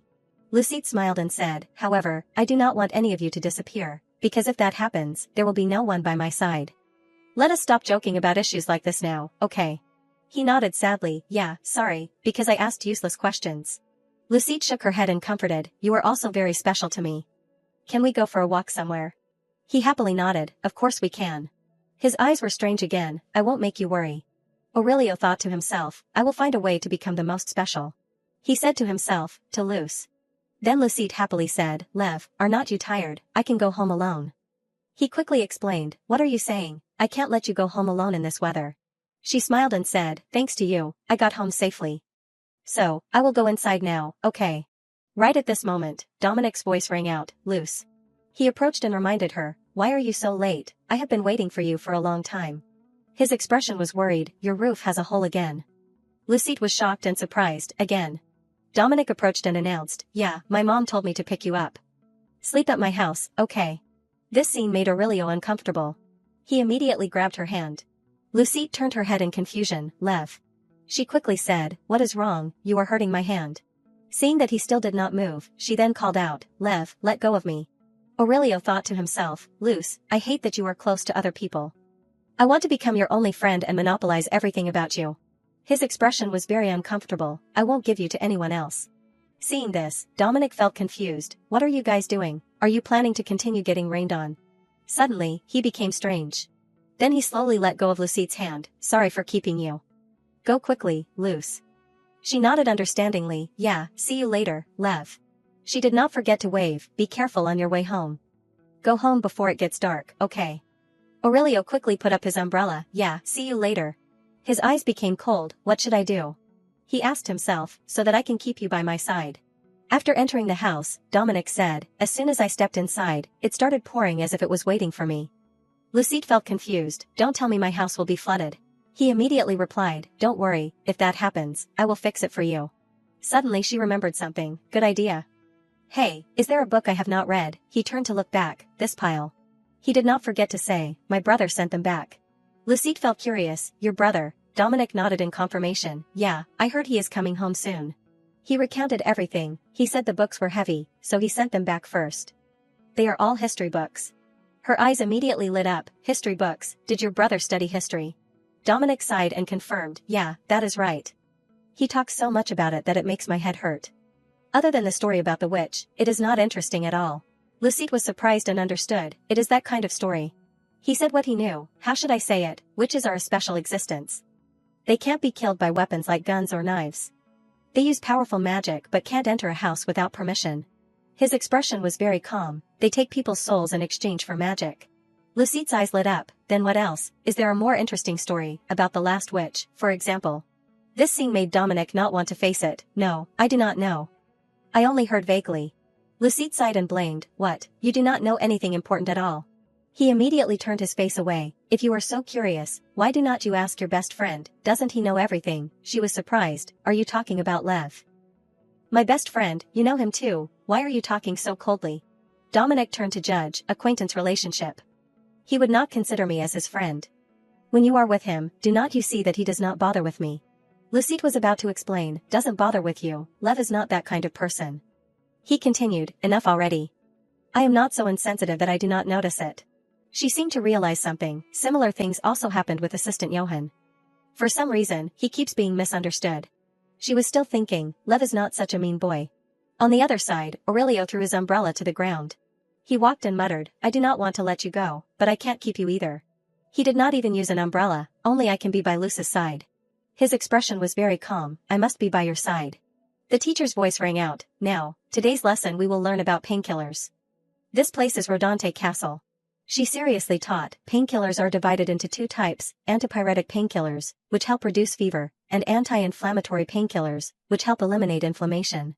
At the same time, she searched through the book. Regarding the detailed content, please refer to the book when you have time. Lucide felt confused. It has been a week since I started learning. The learning format has always been like this. The teacher does not want to teach me. She immediately asked, yes, madam, I want to know the reason why side effects occur. She sighed and continued to announce, even if you do not know that, it won't affect your business.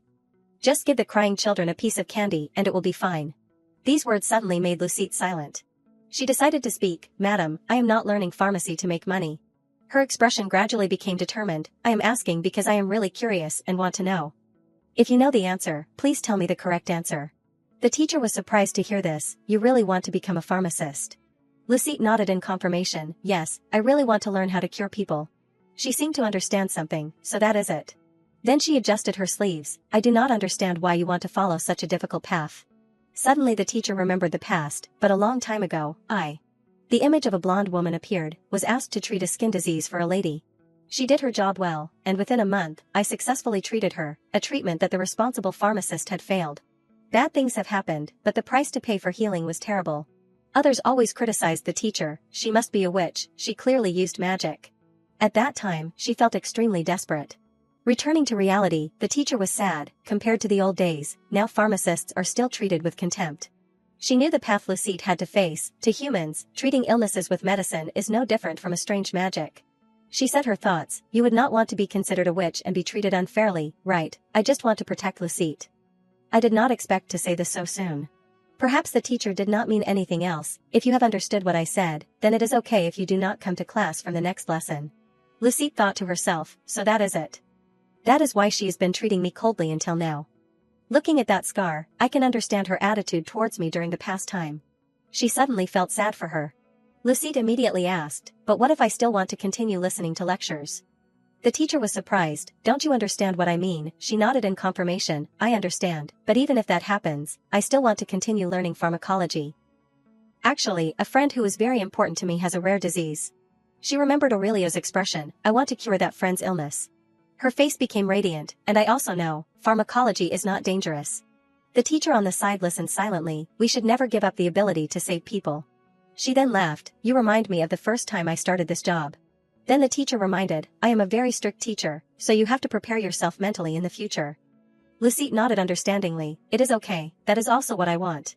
She suddenly felt relieved, please help me in the future, madam. Then Johan opened the door, Lucide, did the lesson go well? He ran in, today's class seems full of life, Lucide then called out, Mr. Assistant. She happily recounted, that is right, I feel like the class has only just officially started. I also feel like I have become closer to my teacher. He felt relieved, that is such a relief. His face was overjoyed, I am looking forward to your growth in the future. Lucide nodded, I will try my best, but. Johan comforted, it is okay, you do not need to feel too pressured.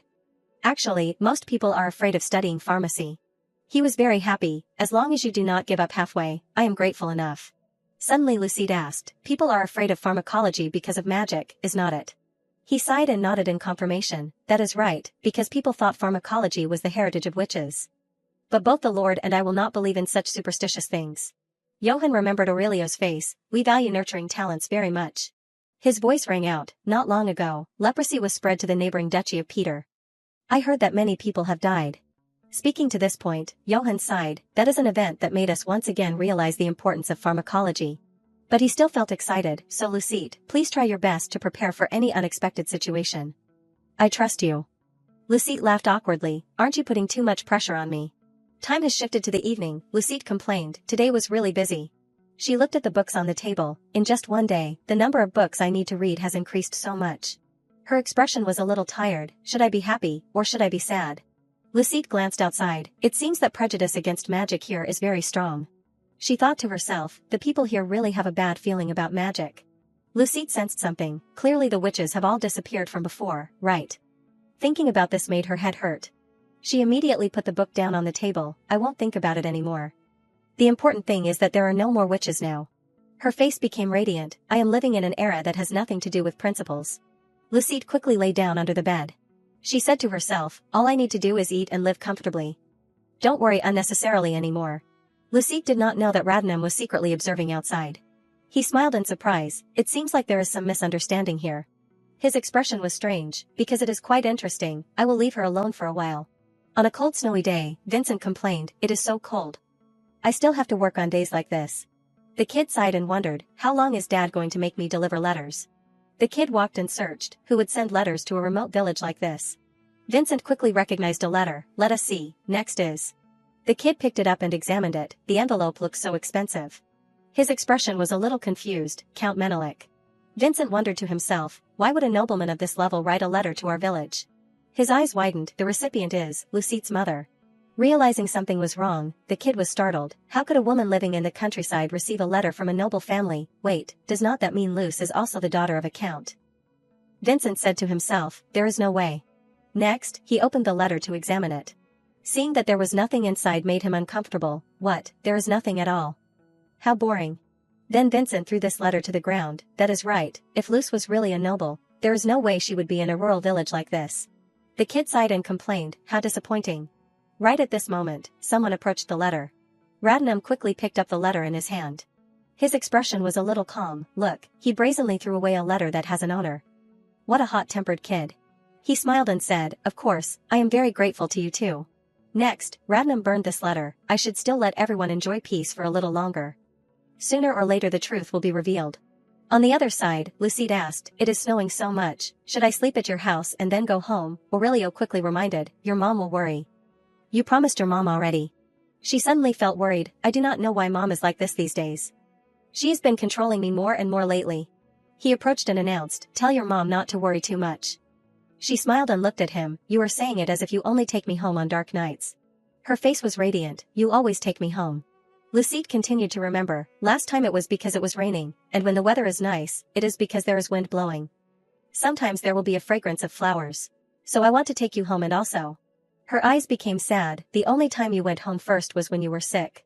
Aurelio suddenly felt embarrassed, really. He gently held her hand, sorry, actually they are all just excuses. His face turned red, actually, I want to be with you a little longer because I feel regretful when you have to go home.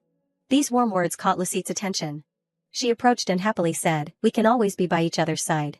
Her expression was relaxed, Lev, you are really a spoiled little boy. Lucide continued to take his hand, I am worried that if this continues, you will faint alone on the way home again. Aurelio shook his head and explained, no, I am very healthy these days. I know I won't overwork myself. Lucide laughed gently and replied, I know, I will believe you. Instead, if something happens, you must tell me. He sighed and nodded, I know, I promise you. Lucide immediately decided, great, then I will go home by myself from here, because it is almost home anyway. As she prepared to leave, Aurelio called out, wait, Luce, before you go. He took out a gift, could you receive this, because I learned and made it myself, it is a little clumsy, but... She still did not understand what was happening, huh? Her expression was innocent, what is this? Aurelio continued to instruct, open it when you are alone, I hope you will like it. Time had shifted to late at night. Lucide suddenly felt confused, what exactly is it that he is being so mysterious about? She was very surprised, this is. Lucette looked at the gift in her hand. Is it a pendant? She asked herself, did Lev learn how to make gemstones? Aurelio's voice rang out, Luce. Lucette seemed to have realized something. She hurriedly asked, Lev, is that your voice? He nodded in confirmation, it is me. Can you hear me clearly? Aurelio continued, I wanted to talk to you a little more, so I created this. This is also a little like being spoiled, is not it? Lucette felt surprised. What are you saying? You know I was just joking. I also like listening to your voice. Just in time, I also have something I want to give you. She gently announced, please try to look under the dining table in your house. Aurelio noticed, there is a strange box. Lucette nodded and continued, that is it. Please try to open it. I was planning to give you a surprise, but just in time, I also received your gift. The gift inside caught his attention. Lucette's warm voice rang out, I created it using the knowledge I learned in class. Although it is not as good as your medicine, it will also be helpful to you. He felt confused. When did you do all this? Lucette calmly explained, I did it in my free time, and also while practicing. She added a few words, by the way, remember to read the note, because I have already written down how to use the medicine. Her voice rang out, people say that using medicine for the right purpose is very important. Do you understand? Aurelio replied, thank you, Luce. I feel like I have received a much bigger gift. He turned to look at his vial of medicine. Come to think of it, what was the original purpose of the medicine that you drank? Suddenly Aurelio remembered, Radnam only said it was a type of medicine suitable for my condition, but he never told me why I was sick. Thinking about this made his head throb. Seeing him strange made Lucette worry, Lev, what is wrong? Is something wrong? He hurriedly shook his head, I am fine. Don't worry. Then Aurelio drank this vial of medicine. What is wrong? Every time I think about that medicine, my head hurts like it is about to explode. Seeing him not move made Lucette afraid. Why are you suddenly silent? Don't tell me you fainted again, answer me, Lev. Time had passed to the next day, Rodante Castle. Lucette did her homework while sighing. She still felt something to worry about. Lev, is he going to be okay? Then she quickly opened the book to examine it. Returning to last night, Aurelio said, sorry, Luce. You must have been very worried. Lucette was confused. What is wrong? Are you hurting somewhere again? He hurriedly explained, I slipped and fell. She felt confused to hear that. What? Lucette immediately blamed, Lev, you idiot, you scared me to death. I thought you fainted again, so I was always nervous. She sighed, although Lev was a little clumsy at first, the more time passes, the more uneasy I feel leaving him alone. She thought, next time I have to make more ointment. I have to make as much preventive medicine for him as possible. Lucette suddenly fell silent for a moment. She continued to study, all right, he said he is fine, so I should worry less. Lev is not a child either. A strange sound rang out, catching her attention. Lucette curiously glanced outside, is that the sound of fencing? She quickly went out to examine it, be a little gentler. Johann was still teaching, raise your shoulder a little, relax. Lucette was surprised to realize, so it is a swordsmanship class. Her expression changed to curiosity, Lev is learning swordsmanship. She happily said, that is great. He has finally been assigned a teacher. The assistant must have worked very hard. Suddenly Lucette worried, is it going to be okay? He does not seem to be in a very good mood today. What if he is overworking himself? After some time, Aurelio smiled, overworking, not at all. I was wondering why you ran here in such a hurry. He turned to look at Lucette, thank you for worrying about me, Luce. But I am really okay. She breathed a sigh of relief, that is a relief. Because it is the first lesson, I thought you were overworking. He felt surprised, the first lesson. The man before her caught her attention, isn't this your swordsmanship teacher? Lucette continued to comment, I saw you two coordinating very well earlier. It was very cool. You are already very skilled. Aurelio was still about to say something more. Thank you for the compliment, but... He was a little embarrassed, this person is not my swordsmanship teacher. Lucette was surprised, really, then who is he? Aurelio turned to announce, let me introduce you. He is a knight close to the Lord. Franz smiled and introduced himself, my name is Franz. You are Lucette, right, I have heard about you from the Lord. You are both very outstanding children. I heard that a boy wanted to learn swordsmanship. So I came to take a look, and I saw that he has good strength. Lucette shook her head and said, you are too kind. I am just a beginner. He laughed in surprise, you are really humble. Have you really never held a sword before? That posture is clearly. Johann's voice rang out, Sir Franz. Johann quickly ran over, I have been looking for you. So you are here. Franz turned his head curiously, Johann, what is wrong? He continued to announce, the Lord is looking for you. Franz nodded to hear that, the Lord, I know, I will go right away. Johann smiled and looked at the two, so you were with you too. Sorry, but I will take the night away. Lucette shook her head, what, if it is the Lord's business, then of course. Franz waved to both of them, then Lavina's, next time let us face off in a more proper way. See you later, you two. Lucide also understood, yes, see you later, Mr. Franz. Then he asked, Johann, do we need to teach the daughter of a noble family? Johann did not understand. What do you mean? Franz continued to tell, what I mean is Lavina's, it seems like he has been trained in advanced swordsmanship. This made Johann suspicious. What do you mean, that boy is an orphan? His expression became serious. No way, just with a few touches of the sword, it is enough for me to be sure. He guessed something, he was trained in swordsmanship by the royal family. Johann found it hard to believe. Franz continued to say his thoughts, even if he is not good at swordsmanship, he is not simply the son of a duke. He is definitely not an ordinary child. On the other side, Lucide probed, Lev, Mr. Franz praised you a lot just now. Have you ever learned swordsmanship? Aurelio explained, just now, I was just performing basic movements. He added, today Mr. Franz supported me a lot. She nodded, so that is it. Her face was radiant. Even so, in my opinion, you also have a talent for swordsmanship. He also felt happy. I know, next time if I meet him again, I will ask him to teach me more. Aurelio's expression became strange. He remembered the past, that night, when responding to my sword, he deliberately used more strength. Because I was so flustered, I responded according to what I had learned in the royal palace. His palm clenched tightly. Hopefully, I won't have to face him again. Right at this moment, Lucide quickly examined her hair. Aurelio approached. It seems like that is right, this place is a little messy. Please turn around, I will untangle it for you. Lucide nodded, thank you. She happily said, you are really kind. I can do it myself. She did not forget to tease, you are always clumsy in your own things. Aurelio became stunned, me. Lucide continued, then who was it who fell while talking to me yesterday? He was startled in surprise, it was a technical error. Aurelio glanced in another direction, it is so embarrassing, please forget about it. He thought to himself, the royal family is watching my every move. Aurelio did not want to involve Lucide, through that wizard, I do not want even you to be in danger. At this time, she also slowly spoke, you know, Lev, you clearly said that you are okay, but to be honest, I am still very worried about you. She turned to instruct, so, if something happens to you, you must let me think of a way with you, understand? He seriously nodded in confirmation. Aurelio remembered the first day they met, Luce, although you do not know at all. His heart fluttered, but I have relied on you a lot already. He was extremely moved, you are the one who illuminated my life from the first day we met. Lucide laughed when she heard this, what, how embarrassing. If you say that, I do not know what to say. Aurelio quickly explained, I want to tell you how much you have comforted my soul. He asked himself, will I be able to tell Luce the whole truth someday? But then quickly comforted, no, that day will not come. But then, Lucide felt confused, why are you suddenly smiling, that is very suspicious. Aurelio hurriedly shook his head, it is nothing. His heart was determined, I want to protect your smile forever. On a beautiful day, after that, time passed so quickly that spring had arrived in the blink of an eye. Lucide ran to this place, there are flower buds already. She thought to herself, before I knew it, I have lived in Sinan village for almost a year. She seemed to have grown up a lot, I can't say that nothing has happened during the past time, but I thought I had adapted to living here very comfortably. She thought in her heart, this is the life I want. A voice rang out, Luce. Lucide turned her head, Dietrich, he waved, over here. She felt strange, this person is. He smiled, long time no see, you have grown a lot. Dietrich continued to ask, don't tell me you have forgotten me already. Lucide seemed to remember something, could it be? She approached and said, there is no way that would happen. Long time no see, brother Dietrich. How have you been lately? He was a little disappointed, why did you answer me so slowly? I thought you had forgotten me.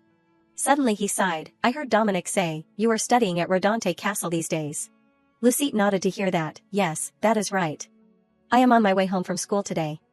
Dietrich was curious, how do you find it, is it worth learning?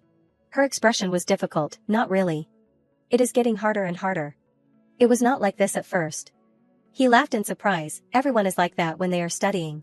Dietrich added, don't just keep reading books, you also have to go out and have fun. Lucide looked at him, so, you have graduated, so you have come back here. He hurriedly shook his head, no, my professor is on vacation. Lucide seemed to guess, then you will probably stay in town for a while. She continued to ask, brother, I heard that you majored in history, is that right? Dietrich nodded, that is right, why? Her voice carried a question, actually, I am very curious about something. Lucide approached and whispered, can you tell me more about the story you told Dominic in the past? Dietrich was surprised, the story I told Dominic, she nodded, yes, the story about a witch, it sounds very interesting. She continued to recount the story. I am also very interested in stories about the royal family. Do you want to hear one about a prince who grew up in the neglect of the royal family because he was born an illegitimate child? Lucite's voice rang out, forced to embark on a political marriage and developed a love-hate relationship with his wife. Due to constant misunderstandings, he killed the woman he loved, his siblings, and everyone around him. She was still enthusiastically recounting, a very sad and cruel story, with an ending that made everyone unhappy. Then Lucite asked herself, was I too rude? Dietrich became serious. Lucite, you. He covered his mouth. You have only grown up a little, but I already think you are strange. Lucite felt embarrassed. Why, isn't this something that can happen? He laughed, not at all. Dietrich continued to say what he knew, because from the beginning the royal family could not harm each other. That is an oath that even the emperor can't break because it is a type of ancient magic. She blankly turned to look at him, but I heard that the witches of the past have all disappeared. He smiled and explained, that is why it is called ancient magic, but then.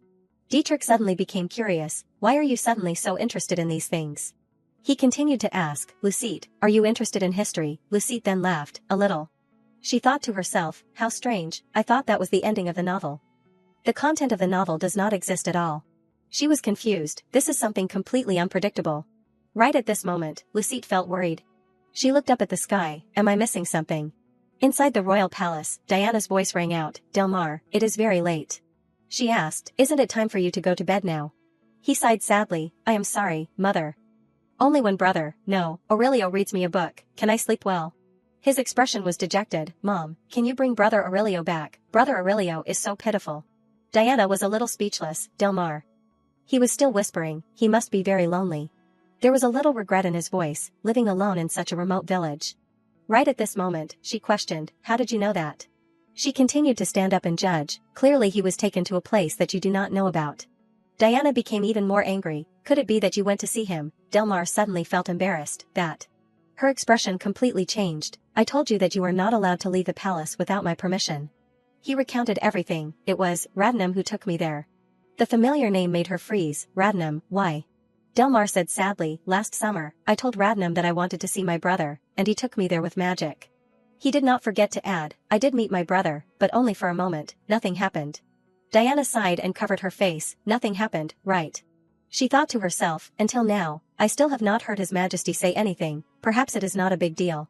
This worried her, if he misunderstands that Delmar cares about that exiled prince then. Clearly the emperor has his own plans. Seeing this, Diana said with instructions, Delmar, from now on you have to act as if you have never met Aurelio, understand? Although very surprised, Delmar was still obedient.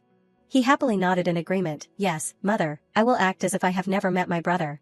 She thought to herself, if this continues, it will be very dangerous. I need a way to protect my son. She knew clearly what her abilities were. Suddenly Diana remembered the moment the two were talking, perhaps he also knows clearly how dangerous it is to accept a child's complaint. Her face became scary, I need to warn him. After going outside, Diana called out, Radnam, show yourself. I have something I want to order you. Radnam appeared at this place, as expected, I can't deceive the Empress. He gently placed his hand on his chest, Radnam, I respond to the call of the great royal family. Please give me your order, your highness. Her expression was unpleasant, I have heard everything. You let Delmar meet that child. Only then did he remember, this was a long time ago. She still continued to judge, you know how dangerous that is. His Majesty definitely has a reason why he isolated that child. Diana turned to remind, if you are negligent and make His Majesty unhappy then. He seriously nodded, yes, I was too careless. I will pay attention. Does your highness have any other instructions for me? She asked, I have a question. It seemed she felt doubtful, how did His Majesty hear the prophecy that made him exile Aurelio? Radnam quickly explained, I am sorry, I cannot say that. Because the prophecy is a promise between the people who made the pact. Diana was surprised, a promise. She looked up ahead, so, the prophecy, you can only hear things about yourself. He laughed and looked at Diana, what are you curious about, your highness? She continued to recount, Delmar, I am worried about whether my son will incur His Majesty's wrath. I completely understand your highness's worries for His Highness. Radnam gently bowed, of course, that is not difficult, but then. His slow voice rang out, unfortunately, all prophecies have a price. She asked, what do you want, gold, silver, gems, or money? His finger pointed forward, although the pact will be easily established with just a word from your highness, but then. His voice was extremely strange, after the pact ends, you will know what the price is. Diana frowned and looked at him. How ridiculous, are you planning to hide the terms of the agreement? What nonsense are you spouting? But he still laughed and replied, I am just telling the truth, Your Highness. You do not need to worry too much. The next word startled her. The Empress's prophecy is like an unripe berry. Diana was still about to say, but, am I sure that I can trust your prophecy? Just as she finished speaking, he replied, look, are you doubting His Majesty the Emperor? Her hand clenched tightly. Diana remembered her son. Okay, although it is quite annoying, but currently, this is the only way to protect my son. She looked up at him. Then Diana made a decision. Alright, let us make a deal. Radnam, tell me the prophecy about Delmar. Radnam calmly stretched out his hand forward. Alright, Your Highness. He suddenly raised both hands into the air. Space in this place showed a change. A golden apple appeared. He held the apple and gave it to Diana. I offer the prophecy to Her Majesty. She ate it without hesitation. A stream of light appeared, catching her attention. This is. The voice rang out, go find it. Continued was the request, go find a fiancé for him. She felt surprised, a fiancé, of Delmar. The scene shifted to Rodante Castle. Lucite felt confused, an academic festival, combined with a music festival. Johann smiled and nodded, that is right, winter has ended now. He excitedly recounted, it is a festival to show off the knowledge that you have accumulated over the past time, along with music. Lucite was very much looking forward to it. It seems like it will be very interesting. He nodded in confirmation, of course, because it is a festival to welcome spring. Johann did not forget to add, of course, there will also be unique highlights. At the same time, he turned to look at the two, for the rest, the Lord will explain it to you. Come in. The big door was opened, greetings, Lord. Rodante stood up to see everyone, our talents of Rodante, please come in. I have been waiting for you. He was very much looking forward to it. You have both heard Johann say it briefly, right? Rodante's first festival will be held soon. Lucite nodded immediately after hearing this. Yes, we heard. An event called Music Night and Academic Festival, right?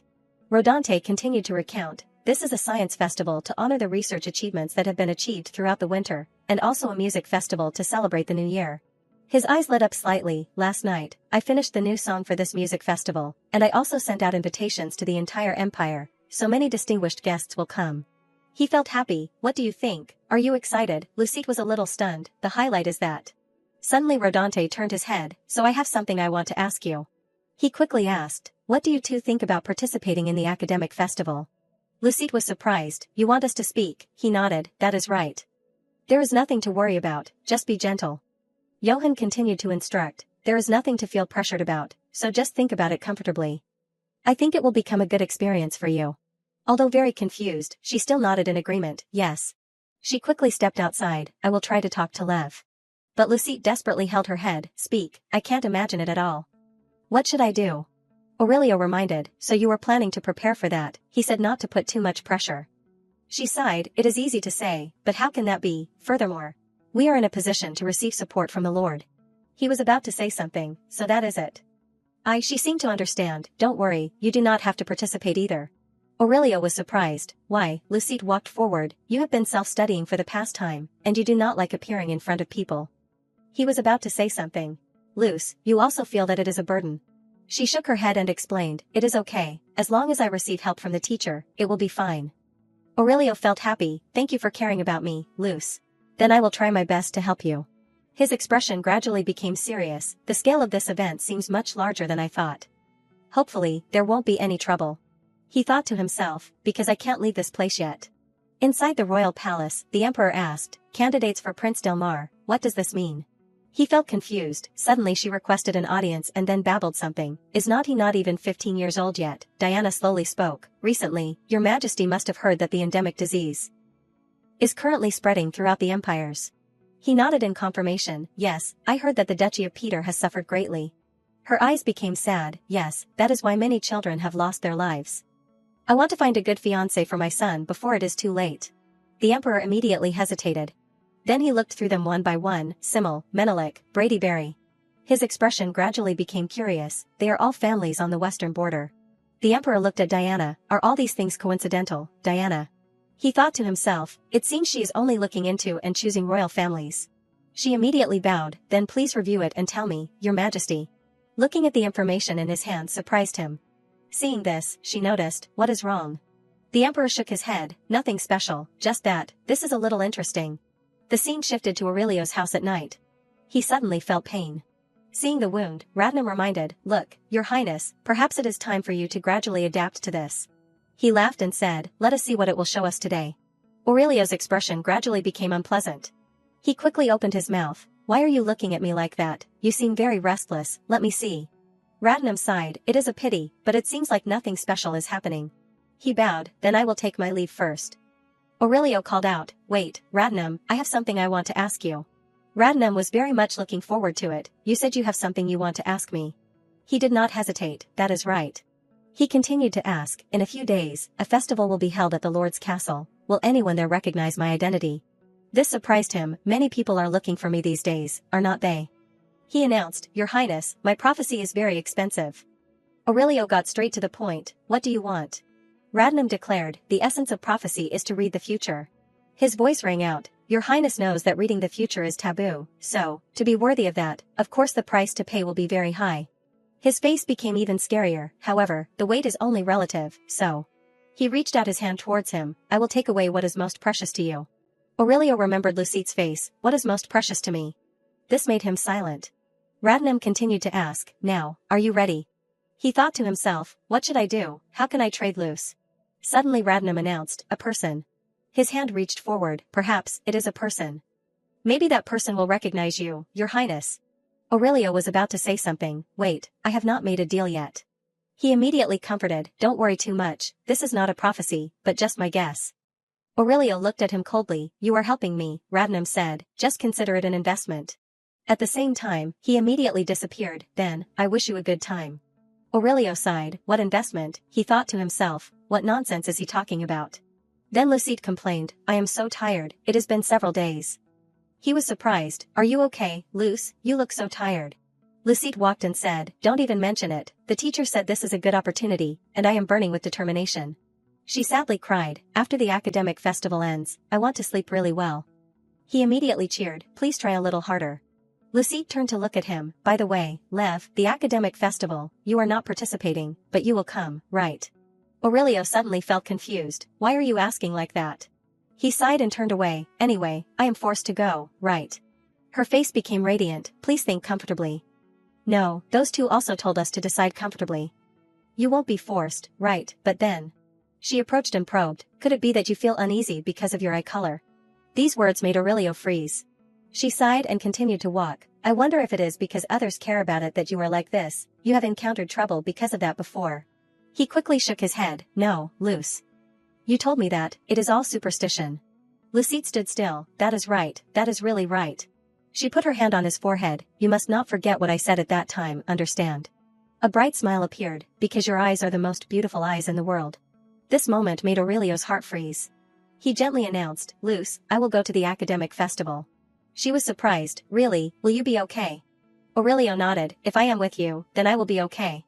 He thought to himself, "That is right, I do not need to be afraid of anything, because being with Luce is more important to me than anything. And Aurelio continued to announce, "The academic festival, it will probably be very interesting." Whatever is hindering, he decided, just need to deal with them all. The scene had shifted to the Simmel Palace. This place was a luxurious and solemn place. Simmel worriedly called out, "Daughter." Alois kept crying, "What should I do, mother, why am I caught up in this?" She sadly sighed, "Why did they choose me to be a candidate for the prince? I have always lived a quiet life." She gently comforted, "Don't worry too much, you are still just a candidate." Alois hugged Simmel, "But I am so scared." She hurriedly begged, "I do not want to become the empress, mother, please remove me from the list of candidates for the position of the prince's consort." She suddenly felt helpless, "Alois, I understand your feelings, but how can we refuse the royal order?" Alois held her tightly, "Isn't death when resisting the royal order, and death when going against His Majesty's will, the same?" Alois's sad voice rang out, "Those who have conflicts with His Majesty, whether little or much, all have the same ending." She did not know what to do. One is to die, two is to disappear forever. Simmel seriously reminded, "You must not say such words again. We still have time, so let us think of a way slowly." She gently instructed, "Daughter, I will solve the matters in the palace for you at all costs." Alois found it hard to believe, "Really?" She looked up, "Even if I do not go to the royal palace, it will be okay." Simmel smiled gently, "Of course." She gently announced, "Just rest assured and trust in your mother." She continued to say, "So, do not worry anymore, and let us go out and play." Alois was surprised, "Go out?" Simmel nodded and recounted, that is right, I just received an invitation about a small festival being held in a rural village in the suburbs. She wiped her tears, but they said that candidates for the position of the prince's consort should limit going out, mother. She gently added, just disguise yourself, no one will recognize you if you dress differently. Alois was still worried, I have never done this before, will I be able to do it well? Simmel nodded in agreement, of course. My daughter, no matter how you dress. It will be very suitable. You sound like you are also looking forward to it, it will definitely be a fun time. The scene shifted to Lucide's house. Chelsea looked at the letter in her hand, what nonsense is this finally saying?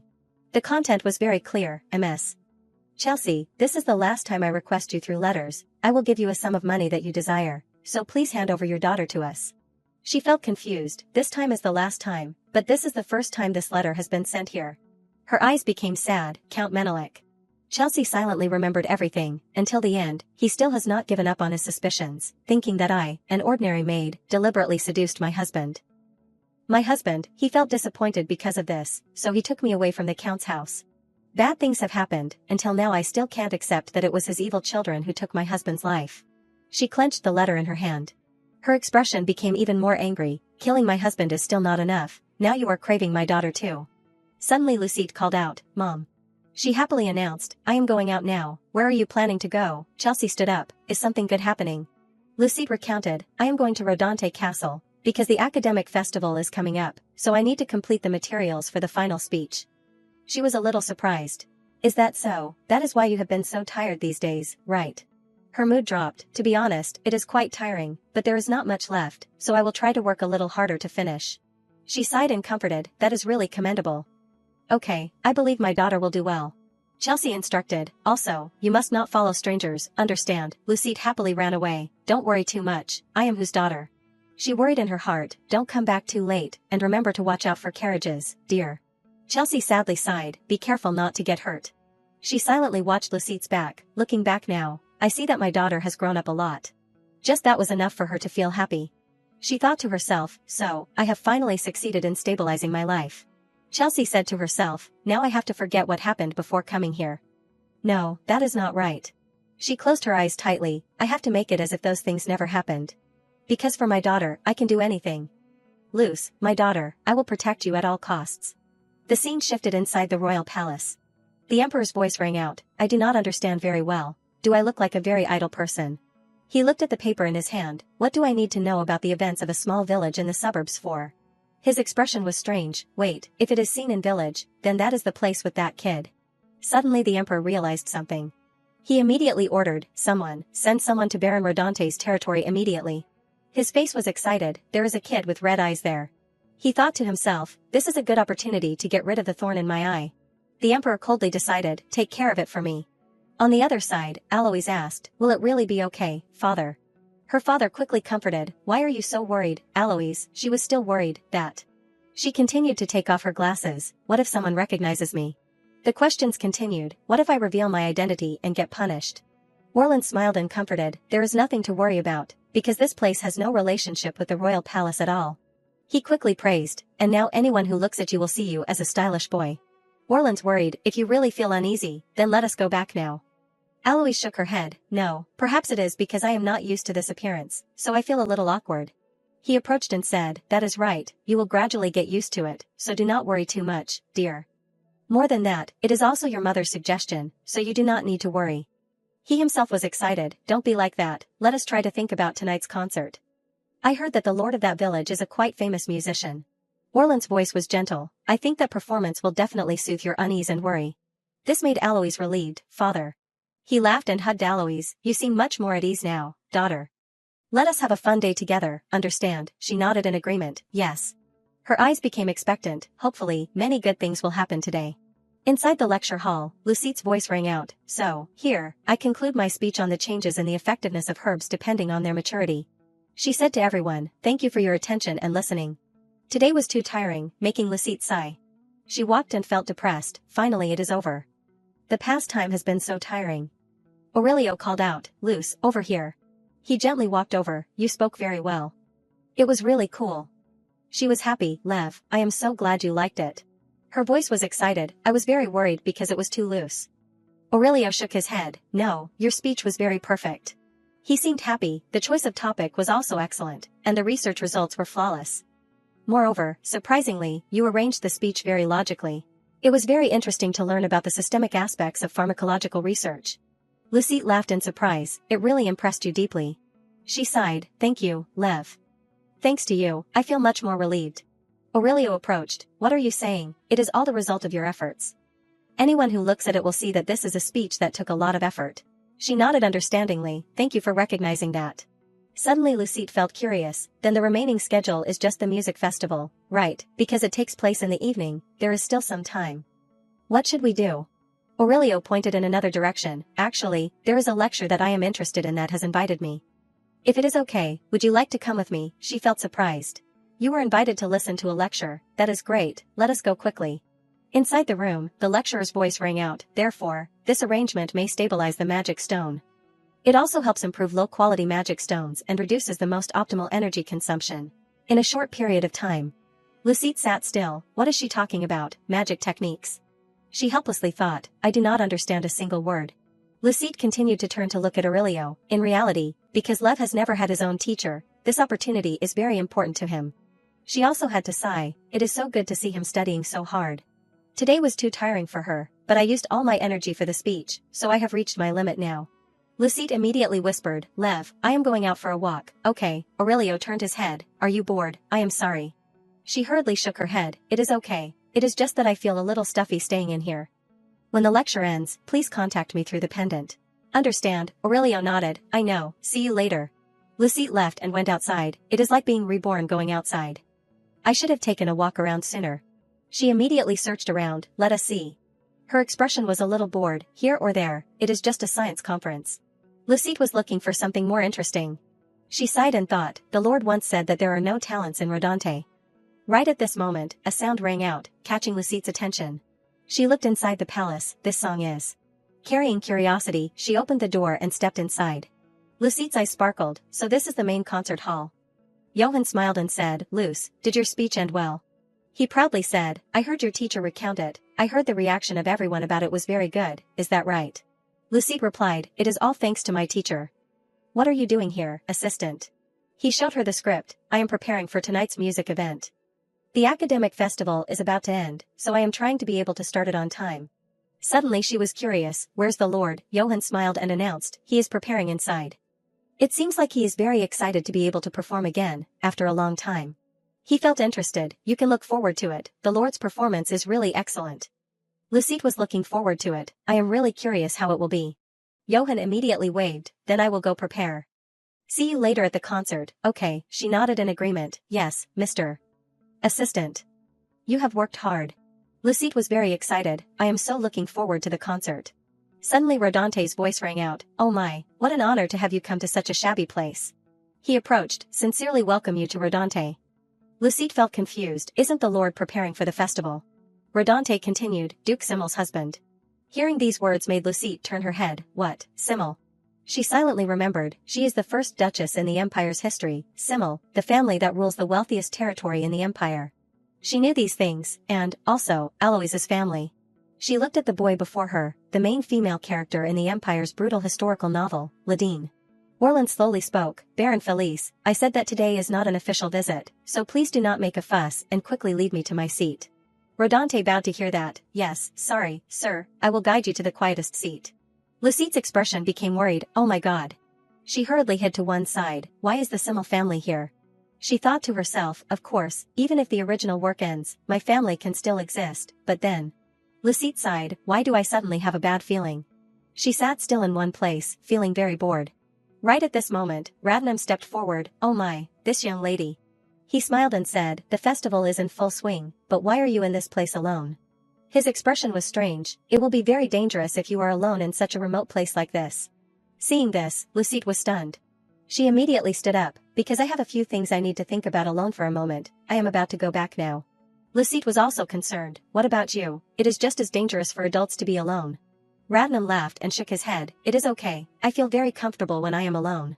His eyes were a little strange, I do not like interacting with other people very much. Realizing that the eyes caught her attention, red eyes, this person must have also struggled a lot. Lucette smiled brightly, those are just superstitions, so I do not believe them. She did not forget to explain, my friend also has red eyes, but he is very kind. Lucette continued to search in her bag. Oh, that is right, I have to contact him. Radnam guessed something. You must have come to the festival today with that friend. She looked up at him. Yes, that is right. Aren't you coming with your friends? He nodded. Anyway, I am only here to look at people. Lucette felt confused. Look at people. Radnam became very strange. There is nothing more interesting than looking at people, is not there? She was still young. People are things to look at, he suddenly spoke, imagining it is also interesting. Right, think about it.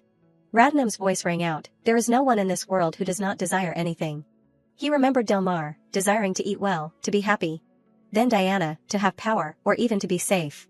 And finally Aurelio, sometimes having too much ambition will ruin yourself.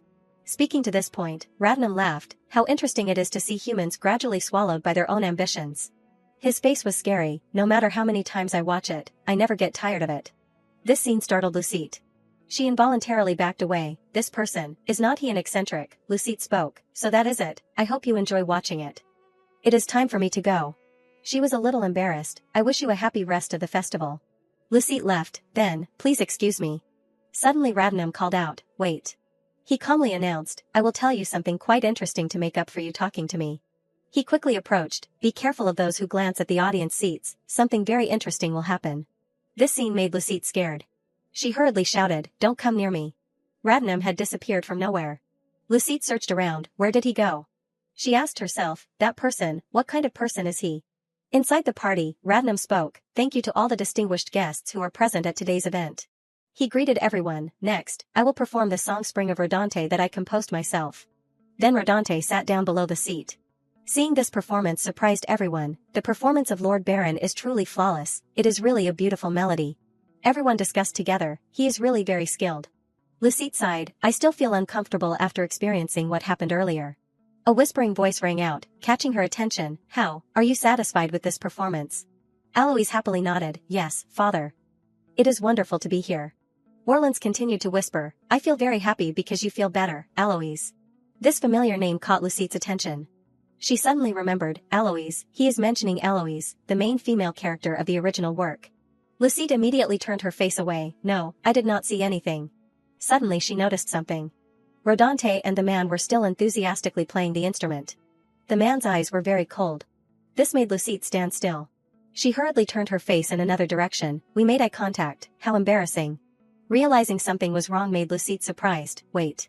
She worriedly thought, that person. Lucette realized something. Why does he keep staring at the audience seats? She remembered Radnam. Could it be what that person said earlier? Lucette tried to reassure herself. Calm down, maybe that person is just looking normally, there is no need to be so suspicious. She turned her face in another direction. If that person is really an assassin. She thought to herself, then there must be his target in here. Lucette suddenly felt confused. Could it be the Lord? If that is the case, then he has been targeting him for a long time. She continued to look towards Johann, or the assistant. He is not high-ranking enough for him to plot revenge. Lucette asked herself, or Franz, he is too strong for him to face directly. Right at this moment, she realized something was wrong. Lucette turned her head to look at Alois, a person who is present here, who has a high enough status to be assassinated. She continued to judge, has a weak power that can't resist, and is also hiding her identity. Suddenly at this moment, the man noticed. He suddenly stood up. Lucette's reaction was quick, as expected, it is her. She rushed towards Alois and shouted loudly, move back, get out of the way. He coldly held the knife and said, don't hinder me, get out of the way. This scene made her freeze immediately. Lucette continued to remind, it is dangerous. On the other side, Aurelio called out, Luce, can you hear me? He felt regret. Where are you now? If you can hear me, please answer me. I am sorry, the conference ended too late. The thoughts in his head appeared. This is the first time I have heard of this theory. They said they will give academic books, I have to get them all. Why is it always like this? When I come to my senses, time has passed so quickly. Suddenly a voice rang out, catching Aurelio's attention. Oh my, is not that little girl dead?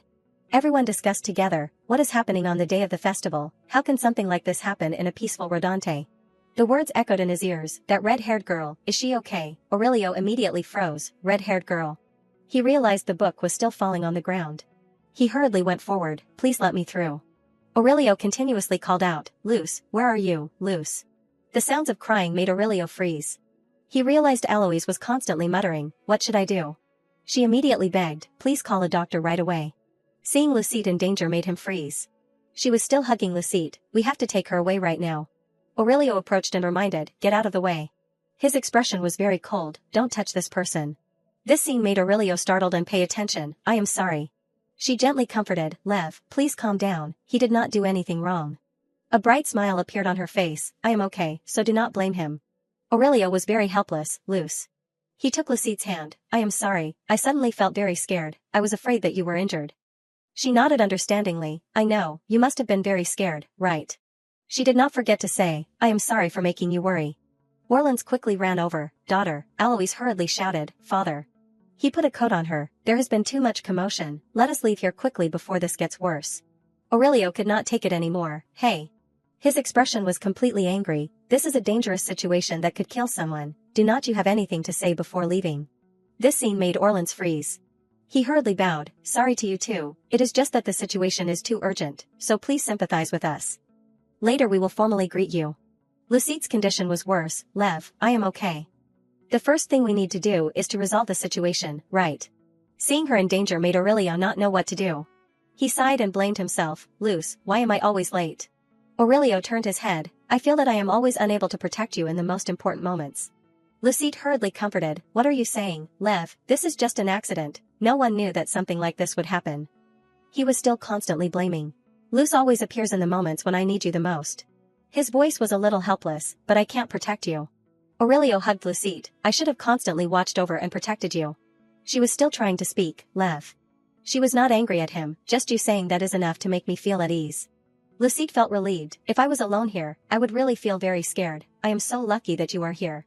She suddenly suggested, so, can I sleep for a while? Aurelio was startled, sleep, what are you saying, Luce? Seeing her close her eyes made him freeze, Luce. Realizing something was wrong made Aurelio surprised, wait, since when has Luce's body been so pale? He called out, Luce, please wake up. His expression gradually changed, this is. Red syrup had stained Aurelio's hand. He spoke in despair, no. Only Aurelio's screams remained, wake up, Luce. Orleans helplessly said, sir, this time, the situation. Rodante quickly comforted, it is okay, this is not your fault. He sighed and decided, however, I never thought something like this could happen at the festival, I will definitely clarify the truth. Rodante begged, please give me some time. Orleans was silent for a short time. He sighed, there is no need to do that, please do not dig into this matter further, Baron Felice. This made Rodante very surprised, huh? He seemed a little helpless, I said that this visit was unofficial. He silently calculated in his head, because the candidate for the position of the prince's consort has been officially banned from going out, I must prioritize protecting Eloise first. Orleans looked up, I hope there will be no more commotion here, I beg you, please keep quiet and let everything pass. Rodante nodded to hear that, I know, if Sir has decided like that, then I will not investigate this matter further, thank you for understanding me. Suddenly he turned his head, but, I still have a question. His expression was curious, who is this girl? Rodante quickly answered, you are talking about Lucette, she is the girl that we are supporting. Orleans became silent for a short time. He silently remembered, and this girl saved Alois accurately. At that time, Lucette did not hesitate and hugged Alois tightly. His face became sad, I need to keep an eye on this girl more.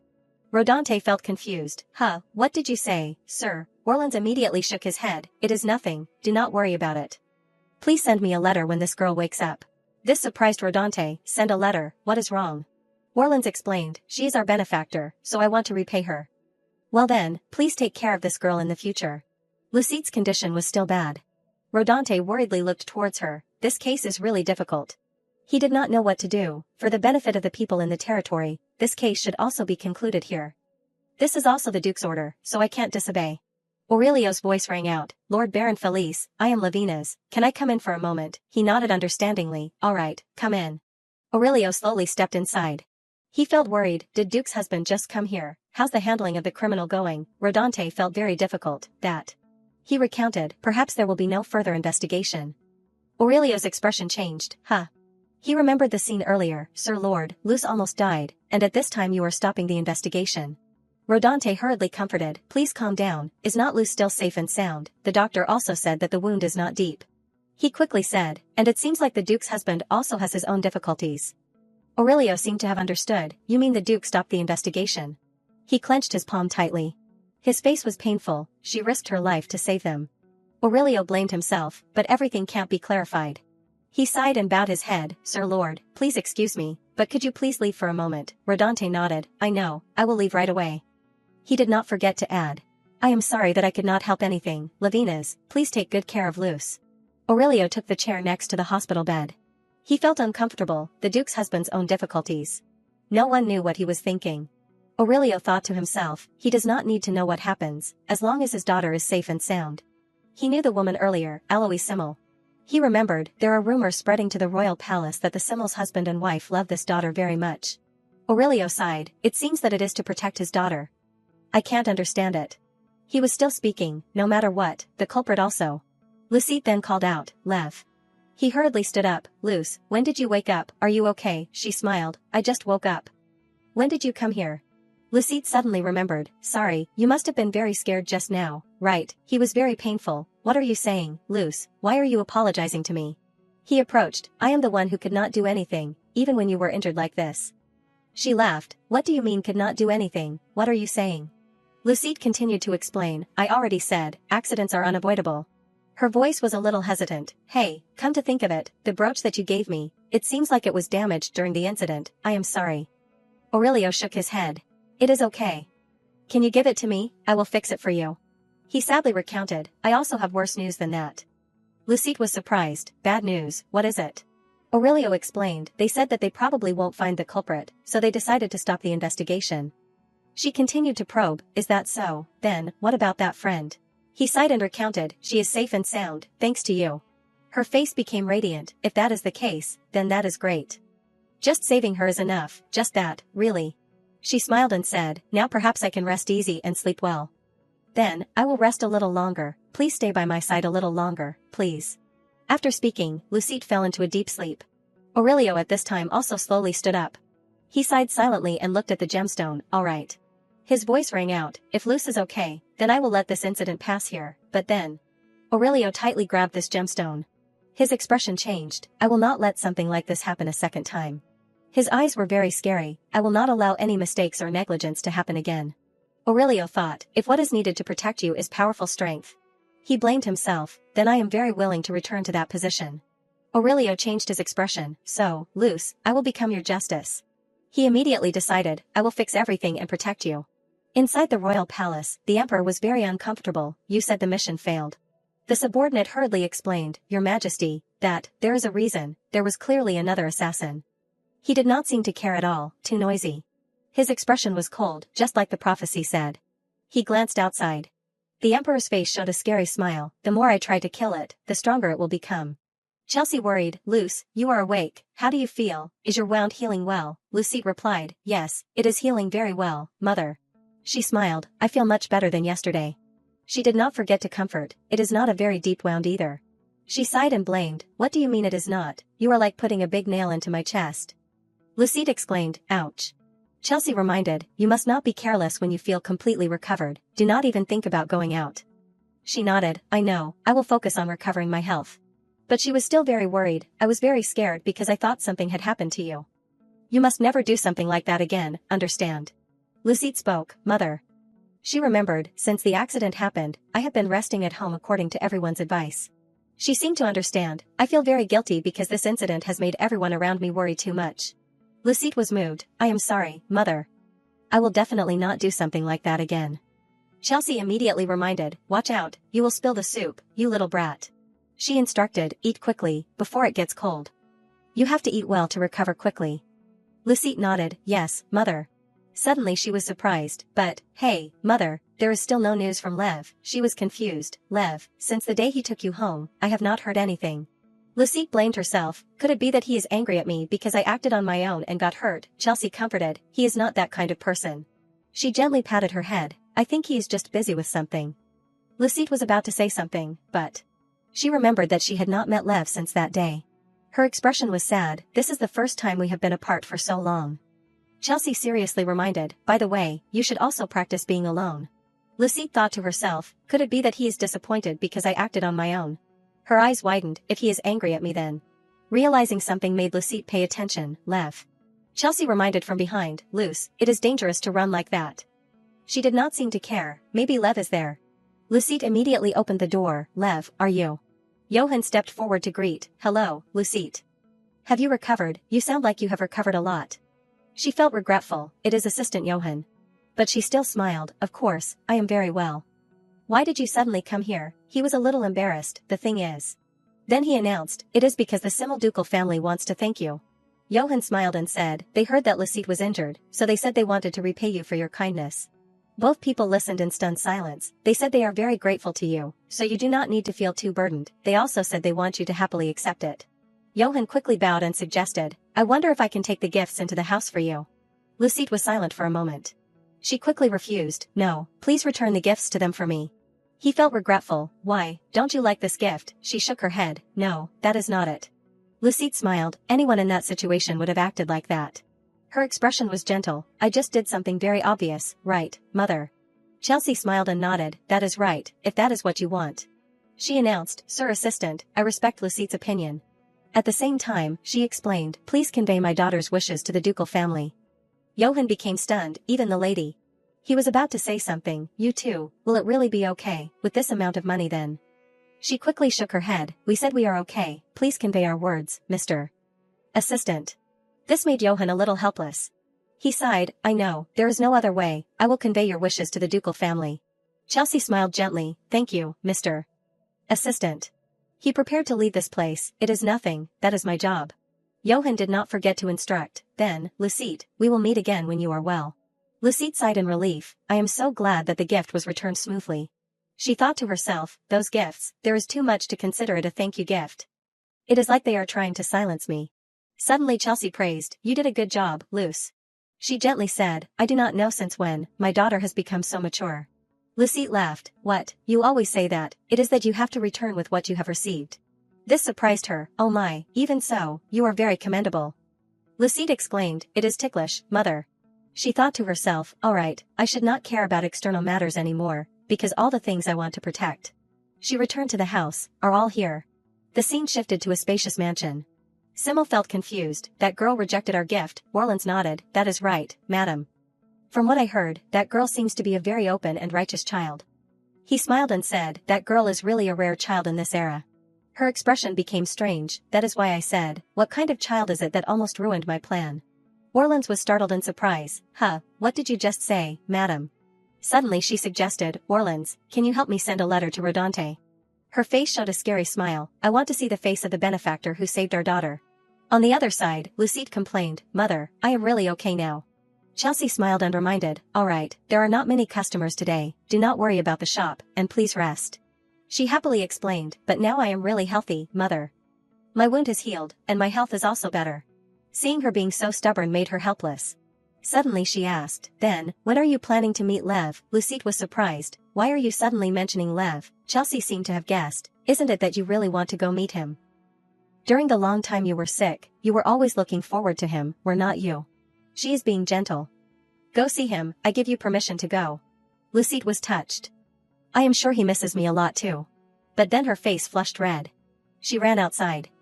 Then, I will go visit him and come back, okay Mom, her mother nodded in agreement. Alright, just do not be too late. Lucette happily nodded. Yes, Mom, I will go and come back safely. Chelsea immediately sighed. That girl, running out without even looking back at her mother. But immediately after, she fell silent. She felt uneasy. My daughter is hurt, but I have to keep everything quiet like this. She clenched her palm tightly. But it is best if I do not get involved with the nobility. She blamed herself. If I am just a little careless. Just then, Chelsea turned around. Luce, did you forget something? Suddenly, Friedrich appeared there. Long time no see, Miss Chelsea. How have you been? Seeing him made Chelsea incredibly disbelieving. A smug smile spread across his face. She was incredibly disbelieving. Friedrich, how did you get here? He smiled and chatted. How have you been lately? I sent a letter, but did not get a reply. He extended his hand. Our relationship is not just a simple exchange of greetings, is it? Now, you can give me a proper answer. Friedrich was very dismissive. A lowly maid doing chores. Chelsea uncomfortably reminded him. You should only say what you want to say. He smiled and spoke up. What I want to say, I only have one thing to say. My niece, where is she? She scoffed. Your niece, how ridiculous. Why are you looking for my daughter now? He did not seem to care. Don't get angry now. If I am looking for her, of course it is to help her. Friedrich continued to look around the place. After all, she is the daughter of my own brother. To be honest, it must be hard for her living here. He sighed. There is no way she could live well in a house with a low-class maid as a mother. Friedrich's expression was smug. Is opening a failing grocery store in a house with a leaky roof a good choice for her to live on? Chelsea would not budge. If you were just here to say these nonsense words, then get out of here. She sighed. I know you are not the type of person who would easily give up without any reason.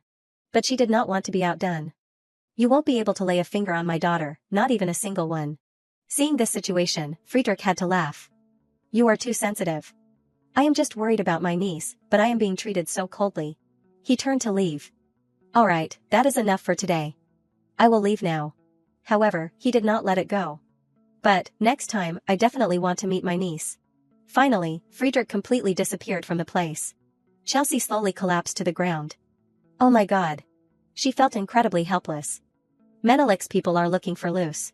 Chelsea thought to herself. I have to hide Luce. She is my only daughter. She made a decision. I absolutely will not hand her over to those people. Lucette went to the door of Aurelio's house. Lev, it is me, open the door. She felt regretful. Is he not home? I have knocked 10 times already. Her expression was sad. Could it be that he does not want to see me? He did not even visit me when I was sick. Lucette immediately started crying. Lev, it is me, open the door for me. But the house remained silent as if nothing had happened. She quickly decided. Hey, we have to meet in person to talk things out. Lucette immediately opened the door. Sorry, Lev, but I am coming in. She immediately searched around. As expected, he was not on the first floor. She thought to herself. Well, I kind of guessed that already. It was not there, an empty place where Lev would definitely be. Lucette went to the stairs. It can only be here. She hesitated. Lev does not seem to like me going up here, but then she still stepped up. If that is the case, then he should come down quickly. The scene before her made Lucette freeze. She hurriedly ran over. Lev, are you in there? Just then, Delmar hugged her tightly. Brother. Lucette still did not understand what was happening. He continued to talk. My brother, where is he? Lucette was bewildered. This boy, who is he? Then she understood. Brother, the person you call brother, is it Lev? Delmar nodded in confirmation. Yes. Do you know where he is right now? She smiled brightly. Lucette was very curious. I did not expect Lev to have a younger brother. I did not know at all. I think I have met this boy somewhere before.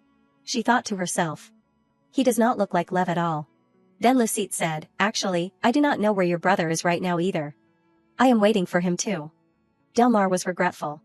My brother is not here, she shook her head. It is not like that. If we wait here, he will probably show up. At the same time, she stood up. Let us go downstairs together and wait for him.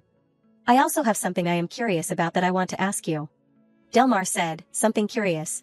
He looked at her blankly. You want to ask me? Lucette silently recalled. Even when he is with me, he almost always just listens. She was happy. But he did not even tell me he has a younger brother. I can't stand this. Then Lucette asked, Do you like Lev? Delmar was surprised. You mean my brother? She continued to talk. You came here on purpose to meet him, did not you? After thinking about it, Delmar nodded. Yes, my brother is a very gentle person.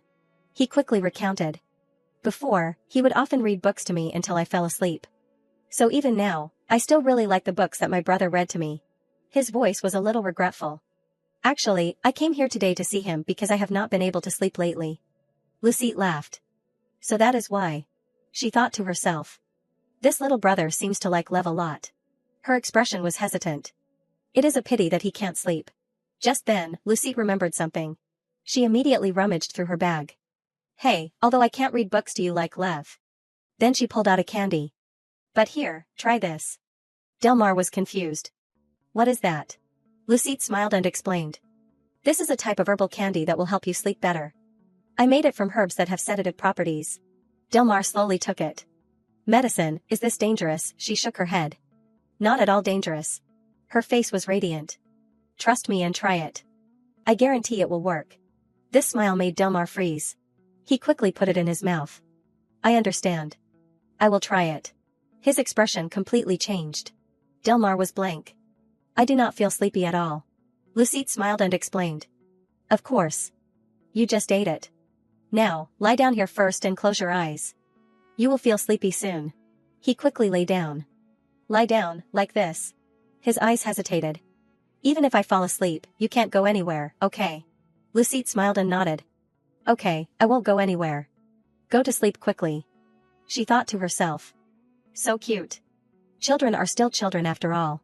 Some time passed in this place. Lucite looked towards Delmar. He is already asleep. He must be very tired. She smiled gently.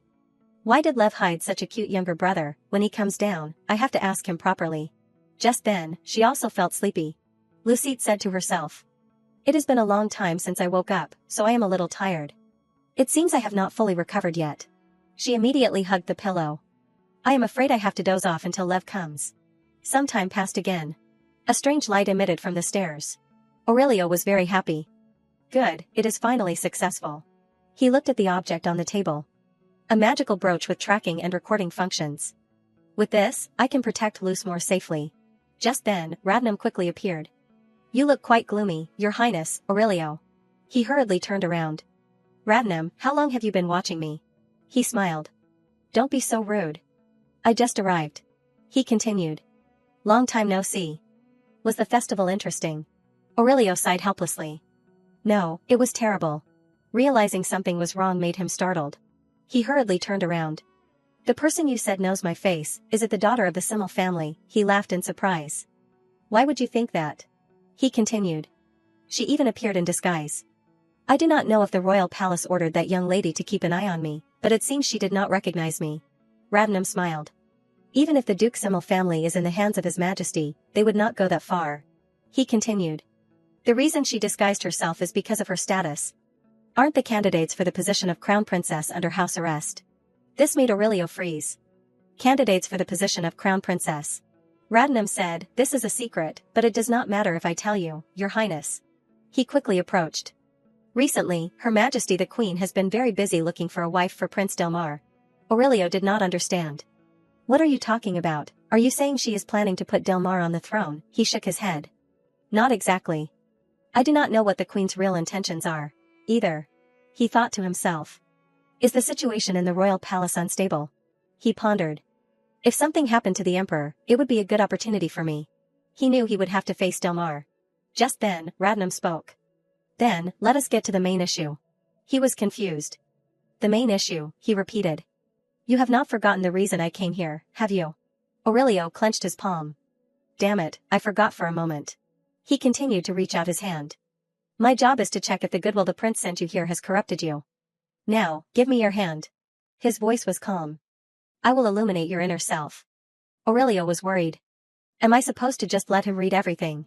He did not know what to do. What do I do, if this continues? He thought to himself. Radnam will read my thoughts. A sound from below caught their attention. Aurelio hurriedly retracted his hand. What is that sound? Radnam suggested. Please go down and check it out. Aurelio was surprised. Is it okay? He nodded. Yes, I think what I heard directly today is enough to report. Besides, just looking into your eyes is enough for me to understand your thoughts. His voice was calm. And, what should I report about someone who has been in their room for a week? He found it hard to believe. What, has it been a week? He hurriedly ran outside. Has it been a week since that day? Aurelio was worried. How has time passed so quickly? He blamed himself. I have not visited Luce even once in the past week. Aurelio decided. That is no good. I have to go see him now. Delmar called out. Brother. He was surprised. Delmar, how did you? He explained. It is because I wanted to ask about your health. Since you had a guest, we were together. Aurelio's expression changed. Together with my guest, could it be? Lucite was still hugging the pillow and sleeping on the side. He became worried. He met Luce. Aurelio's expression changed. Why did you come here again? His voice was somewhat frightening. Clearly. He coldly turned around. I told you not to appear before me again. Inside the royal palace, Diana was furious. What are you saying? She questioned. Delmar disappeared. The servants cried and pleaded. Please forgive us, Your Majesty the Queen. It happened so suddenly in the blink of an eye. But she was still very angry. Are you making excuses to me now? What do you think your job is? Immediately afterwards, Diana immediately pulled out a cloak. She coldly ordered. Follow me. We have to find the prince quickly. She thought to herself. I do not know what His Majesty will say if he finds out about this. If I keep bothering him with useless things, it will be very difficult. Diana wondered. Where did you go, you little brat? Realizing something caught her attention. That is right, if it is him. She quickly approached. Radnam, come here for a moment. Delmar has disappeared. Help me find him. Radnam was surprised. Prince Delmar. His expression was cold. He disappeared from the palace. He quickly remembered Aurelio's familiar house. Could it be? Seeing this, Diana asked. What is wrong, do you know where my son is? He smiled and continued to speak. I am not so sure, but... His voice was very calm. I guess he would be in a place. Radnam coldly announced. I am not sure if His Highness is safe. On the other side, Aurelio questioned. Answer me. Why did not you listen to my warning? He transformed into another person.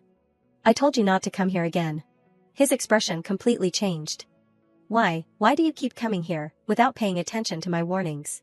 This made Delmar very embarrassed. He blamed himself. I am sorry, brother.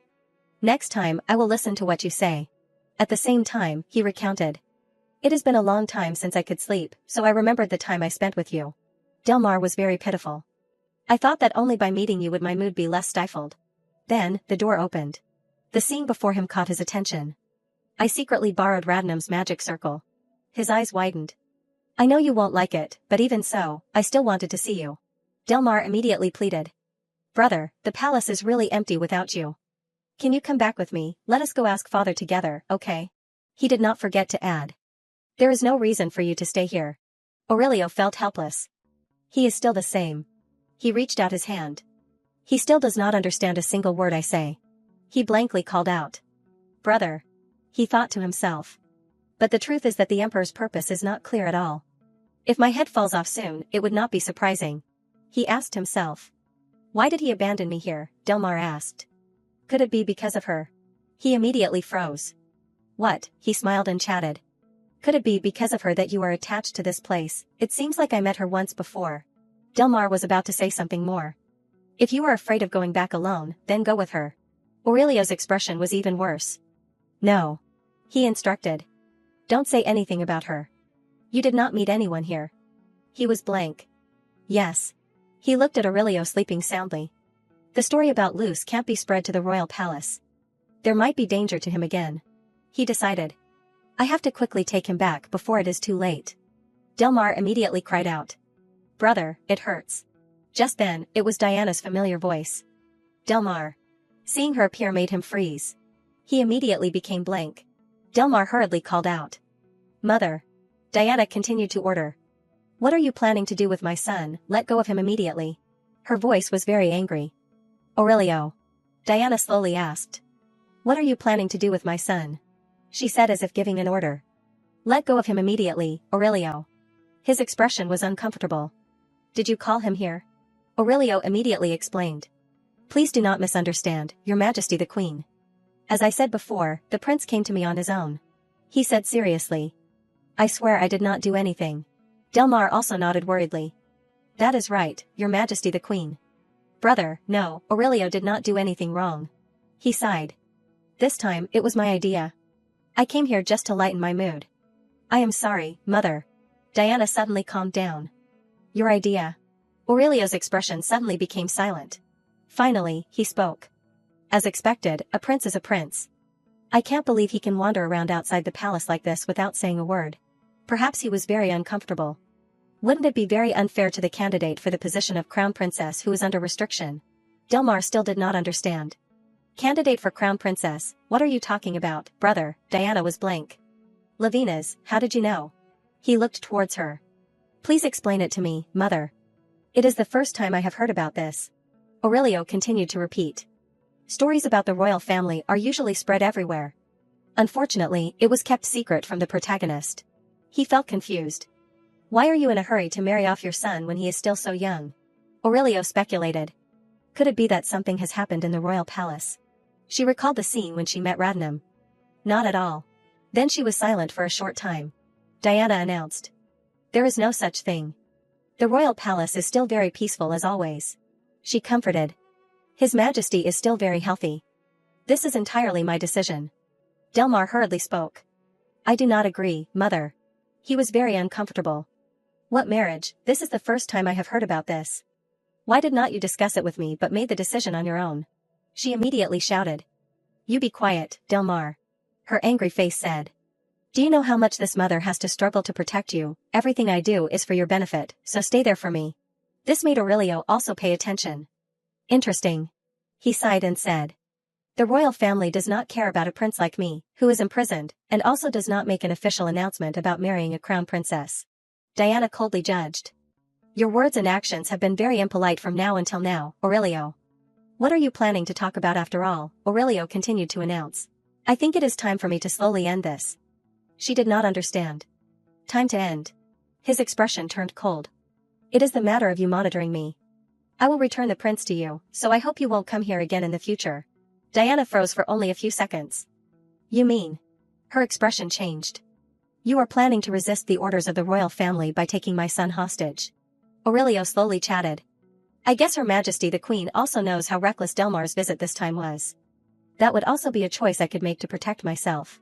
He looked at the woman in front. From now on, the prince, the princess, and all the close relatives of the royal family. Aurelio was very calm. I do not allow any of them to come to this place. His voice was firm. Don't ever think about setting foot here again.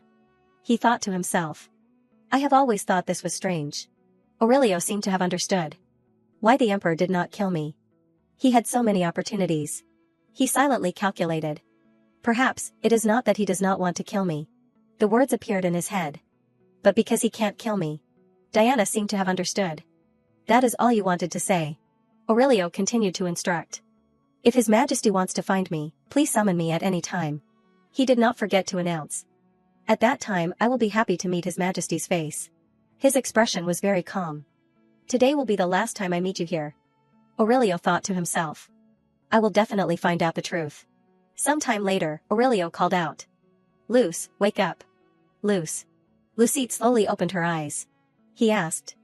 Did you wait long for me? She was startled and surprised. Lev, when did you come? I am sorry, I was waiting for you, but I fell asleep. Her expression was worried. It seems like I slept for a long time. I am sorry.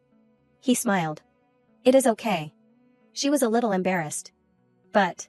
Lucette asked. Hey, is your younger brother home safely? Aurelio was surprised. Younger brother. She hurriedly described. I mean the blonde boy. Didn't you meet him? He was looking for you all the time. This made him freeze for a moment. He immediately turned his face away. He is just my cousin. He is back. He probably won't come back. Lucette understood. I see. She continued to talk. It seems like he likes you a lot. I have never heard you talk about your family, so I felt it was very new. Seeing him silent made Lucette surprised. She called out. Hey, Lev, do you have any secrets? He did not understand. Secrets? Lucette explained, that is just because it has been a long time since I have seen you. It is the first time we have not seen each other for so long.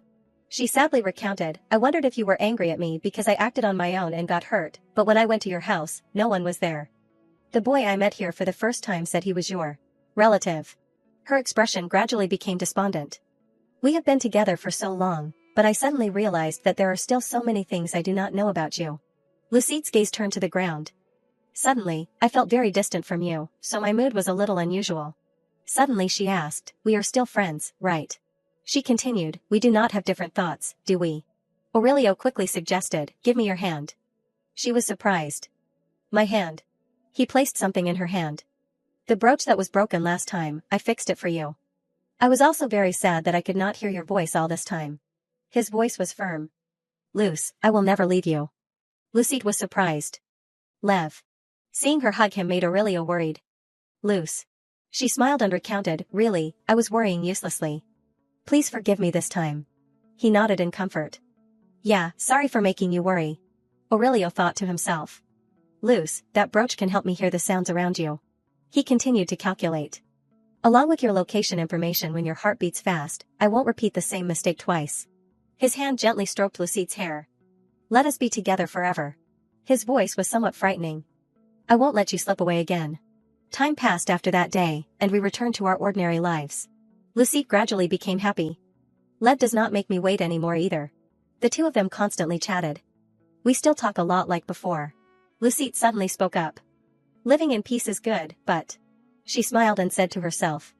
I feel like I have been snacking too much lately. On the contrary, if I keep indulging like this, I will be in trouble. But her mood was still very happy. I really need to restrain myself. Who told Lev to make such delicious cookies? Johan called out. Lucette. He was curious. Why are you looking in the mirror? She was surprised and turned to look at him. Assistant Johan. Lucette approached. How have you been, Your Excellency? He nodded in confirmation. Of course I am fine. The castle is too quiet, it makes me so lonely. She was a little sad. I am sorry, I have been absent for too long, have not I? Johan smiled and shook his head. There is no other way. You have been in a lot of pain lately, have not you? He held out a letter. By the way, I have something I want to give you. I happened to run into you, so here, take this. Lucette took it and was surprised. This is an invitation that the Simmel family sent me. She felt confused. An invitation. She continued to talk. I already refused their gifts, why would they still send me an invitation? Johan smiled and said, Isn't that why they send it? His voice was calm. It seems like they definitely want to send you their thanks. They said you can bring as many people as you like. Lucette was bewildered. To that extent, she felt worried. This is too difficult. I already refused them last time. I do not know if my mother will allow it. He thought. If it is Luce's mother. Then he gently announced, it will probably be okay. Johan continued to recount everything. Actually, I stopped by the grocery store earlier and met your mother. She said she would listen to your opinion. Lucette's eyes immediately widened. No way. Suddenly, she remembered Chelsea's instructions. Alright, go ahead. Lucette could not even believe her ears. She blankly asked again. Really? She spoke gently. I heard you even received an invitation. Perhaps it would be better if you met them directly once. Lucette smiled. I thought you would not let me go. She sighed. Why would not I let you? Chelsea stroked Lucette's head. I saw you speaking very decisively before. Just go. When are you planning to leave? At the same time, she chatted. They said they would come pick you up the day after tomorrow. Good, I will help you pack your luggage. Just then, Dahlia spoke up. Chelsea, do you really think that is the best choice? Are you planning not to say anything to Luce? She was a little regretful. At least you have to explain it properly to her. Chelsea said gently, Dahlia. But her expression had completely changed. That matter is over. Dahlia was still surprised. You are really planning. She continued to instruct. Alright, Luce, I will go out for a bit and then come back to the store. Also, if you want a companion, that is fine. Try asking Lev. Lucette nodded. Yes, I will. Dahlia hurriedly chased after her. Wait, Chelsea, let us talk for a bit. There will definitely be another way. She did not understand. What is it? She continued to persuade. Don't act so recklessly anymore. Lucette felt confused. Is it really okay for me to go? Seeing Lucette sigh, Aurelio was surprised. Luce, what is wrong with you? He approached. What is wrong? She shook her head. It is nothing. She recounted. Actually, Dahlia and Mom had a little argument earlier. It seems like it is because of me, so I am a little troubled. Aurelio was surprised. Why is it because of you? What is wrong? Lucette sighed. The thing is. She spoke. I was invited to the Duke Simmel's house. This made him freeze. What? He continued to ask. Could it be because of the science conference? Lucette nodded and speculated. It seems like it. Before, the Duke sent gold and precious stones to my house. I refused, but this time they sent me an invitation. She looked up at him. To be honest, I have thought a lot because I feel a little pressured. Mom told me to just go, but I think Auntie does not want me to. Her expression turned sad. I do not know why the two of them are arguing about this matter. It is too difficult. He thought to himself. The Duke stopped the investigation, so now he is trying to compensate Luce in this way. Aurelio realized. For the nobles, commoners are nothing. He did not know what to do. However, there is no need to show goodwill twice, even inviting her to their house. He understood that there must be some kind of purpose. Lucette called out. Lev. She looked at Aurelio. Didn't you hear what I said? He shook his head. Sorry, what did you say? She smiled and continued to suggest. I invited you to the Duke's house with me. I think if I go with you, I will feel more comfortable. Aurelio quickly replied. If it is about that, it is not difficult at all. This made her happy. Really, I was afraid that you would feel pressured. He continued. Because it is not someone else's business, but your own. His hand gently placed on Lucette's shoulder. Aurelio gently comforted. So this time I will definitely always be by your side. She happily nodded. Yeah, thank you, Lev. He thought to himself. Luce, I will absolutely not let you be in danger again. Afterwards, Aurelio worried. Are you sure you do not need me to take you home? Lucette shook her head. It is okay, I can go home alone. She waved goodbye.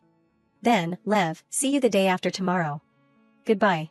Aurelio immediately closed the door. Duke Simmel. He quickly recognized that it was a loyal family that still survived the Emperor's Great Purge. He thought to himself. The reason why the Simmel family still survived under the Emperor, who was willing to mercilessly purge any noble who dared to threaten his position even a little. He guessed something. It is not just because of loyalty. Clearly, Simmel was not a simple person. They knew what decisions they had to make to survive and maintain their status. Thinking about this made Aurelio's head hurt. He seemed to have understood. There is no way such a wise duke. He continued to think. Would summon Luce for no reason. Aurelio's voice was somewhat uncomfortable. Although I do not know what they are plotting. He warned. But I will definitely not let them touch Luce, not even a single hair. A knock sounded from outside. Aurelio opened the door and stepped out. Luce, did you forget something? Suddenly, Chelsea appeared at that moment. I am sorry for coming here so late to look for you, but I think I need to come inside for a moment. Her expression was calm. I know you are not the person who belongs here. She continued to announce. I want to hear the details. Chelsea guessed something. About your identity. Inside the room, Aurelio asked. My identity, what do you mean? Chelsea continued. Lavina's, you. It seemed like she had guessed everything. Originally, you are someone who should not be here, right? She continued to remind. You do not have to hide it. No matter how I look at it, you resemble someone in a noble family. Chelsea's words made Aurelio freeze. Although I do not know what happened to you, but it seems like you are hiding your identity and only trust me, right? He regained his composure. Why are you telling me those things? She sighed and recounted. If you are a child of the nobility, then you probably know the ranks and the genealogy belonging to the 5th class, right? Have you ever heard of the name Lawrence Menelik? He had a little memory. You mean the head of the Menelik family who died of illness? Chelsea was sad. That is right, he died in this town. Aurelio seemed to understand. Wait a moment, does that mean? She nodded in confirmation. That is right, Luce is the child with the blood of the Menelik family. Then she recounted the story. But the Menelik suspected Lawrence.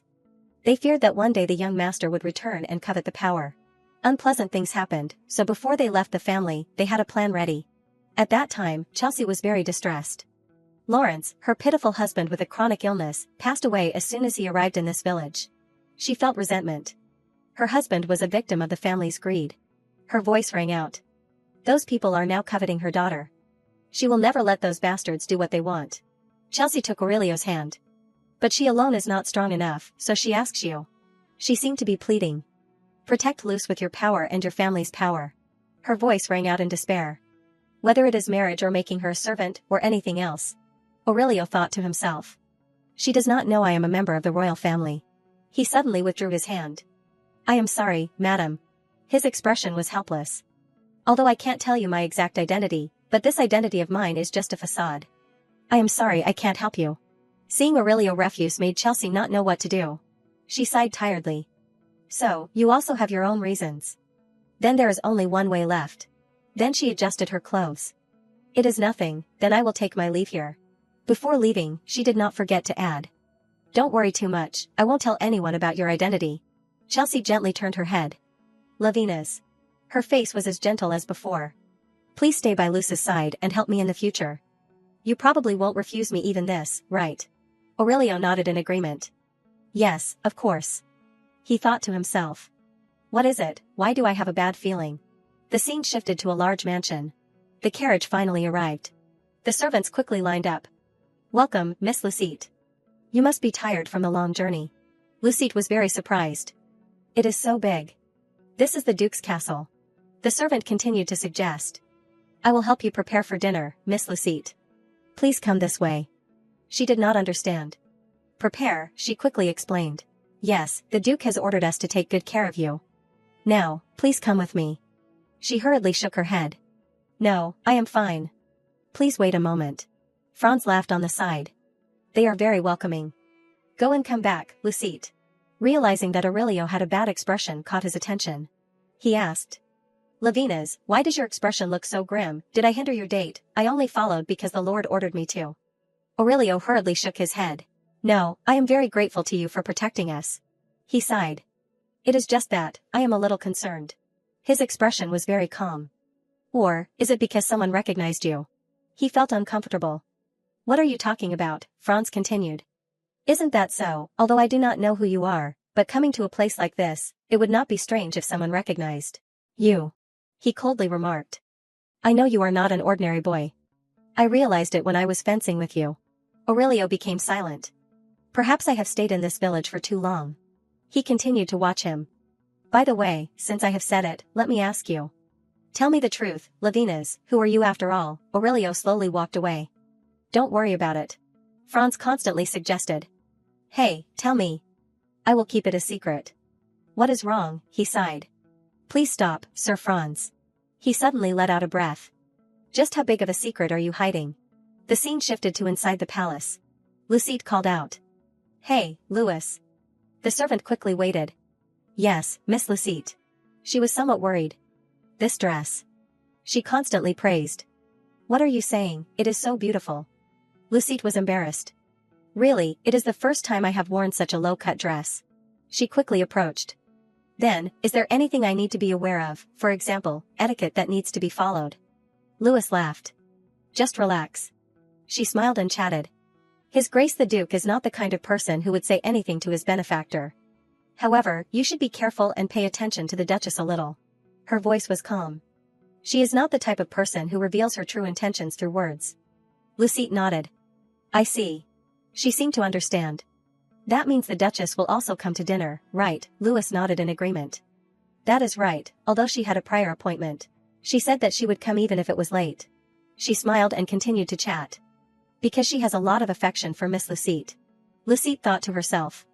If I had known this, I would have just accepted their gifts. What do I have to do to receive the favor of a noble family? She felt tired. I feel very uncomfortable when they put so much effort into a guest like me. It is difficult. Aurelio stepped forward and called out. Luce. Lucite's expression became blank. How strange, it is still the appearance I see every day. She felt strange.